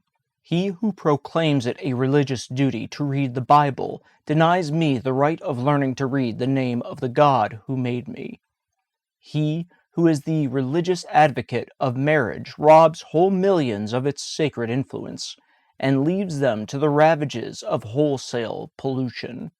The warm defender of the sacredness of the family relation is the same that scatters whole families, sundering husbands and wives, parents and children, sisters and brothers, leaving the hut vacant and the hearth desolate. We see the thief preaching against theft, and the adulterer against adultery. We have men sold to build churches, women sold to support the gospel, and babes sold to purchase Bibles for the poor heathen, all for the glory of God and the good of souls. The slave auctioneer's bell and the church-going bell chime in with each other, and the bitter cries of the heartbroken slave are drowned in the religious shouts of his pious master. Revivals of religion and revivals in the slave trade go hand in hand together. The slave prison and the church stand near each other. The clanking of fetters and the rattling of chains in the prison, and the pious psalm and solemn prayer in the church, may be heard at the same time. The dealers in the bodies and souls of men erect their stand in the presence of the pulpit, and they mutually help each other. The dealer gives his blood-stained support to the pulpit, and the pulpit, in return, covers his infernal business with the garb of Christianity. Here we have religion and robbery, the allies of each other, devils dressed in angels' robes, and hell presenting the semblance of paradise. Just God, and these are they who minister at thine altar, God of right, men who their hands with prayer and blessings lay on Israel's ark of light. What? Preach and kidnap men? Give thanks and rob thy own afflicted poor. Talk of thy glorious liberty, and then bolt hard the captive's door. What? Servants of thy own? Merciful Son, who came to seek and save the homeless and the outcast, fettering down the tasked and plundered slave. Pilate and Herod, friends, chief priests and rulers, as of old combine. Just God and holy is that church which lends strength to the spoiler thine. The Christianity of America is a Christianity of whose votaries it may be as truly said as it was of the ancient scribes and Pharisees. They bind heavy burdens and grievous to be borne, and lay them on men's shoulders, but they themselves will not move them with one of their fingers. All their works they do for to be seen of men. They love the uppermost rooms at feasts, and the chief seats in the synagogues, and to be called of men, Rabbi, Rabbi. But woe unto you, scribes and Pharisees, hypocrites! For ye shut up the kingdom of heaven against men. For ye neither go in yourselves, neither suffer ye them that are entering to go in. Ye devour widows' houses, and for a pretense make long prayers. Therefore ye shall receive the greater damnation. Ye compass sea and land to make one proselyte, and when he is made, ye makes him twofold more the child of hell than yourselves. Woe unto you, scribes and Pharisees, hypocrites! For ye pay tithe of mint, and anise, and cumin, and have omitted the weightier matters of the law, judgment, mercy, and faith. These ought ye to have done, and not to leave the other undone. Ye blind guides, which strain at a gnat and swallow a camel. Woe unto you, scribes and Pharisees, hypocrites! For ye make clean the outside of the cup and of the platter, but within they are full of extortion and excess. Woe unto you, scribes and Pharisees, hypocrites! For ye are like unto whited sepulchres, which indeed appear beautiful outward, but are within full of dead men's bones, and of all uncleanliness. Even so ye also outwardly appear righteous unto men, but within ye are full of hypocrisy and iniquity. Dark and terrible as is this picture, I hold it to be strictly true of the overwhelming mass of professed Christians in America. They strain at a gnat and swallow a camel. Could anything be more true of our churches? They would be shocked at the proposition of fellowshipping a sheep stealer, and at the same time they hug to their communion a man stealer, and brand me with being an infidel, if I find fault with them for it. They attend with pharisaical strictness to the outward forms of religion, and at the same time neglect the weightier matters of the law, judgment, mercy, and faith. They are always ready to sacrifice, but seldom to show mercy. They who are represented as professing to love God whom they have not seen, whilst they hate their brother whom they have seen. They love the heathen on the other side of the globe. They can pray for him, pray money to have the Bible put into his hand, and missionaries to instruct him, while they despise and totally neglect the heathen at their own doors. Such is, very briefly, my view of the religion of this land, and to avoid any misunderstanding growing out of the use of general terms, I mean by the religion of this land that which is revealed in the words, deeds, and actions of those bodies north and south, calling themselves Christian churches, and yet in union with slaveholders.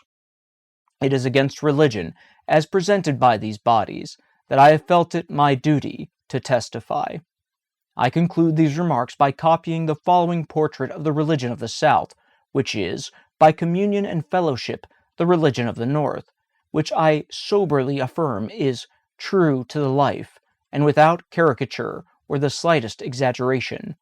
It is said to have been drawn several years before the present anti-slavery agitation began, by a Northern Methodist preacher, who, while residing at the South, had an opportunity to see slaveholding morals, manners, and piety with his own eyes. Shall I not visit for these things, saith the Lord?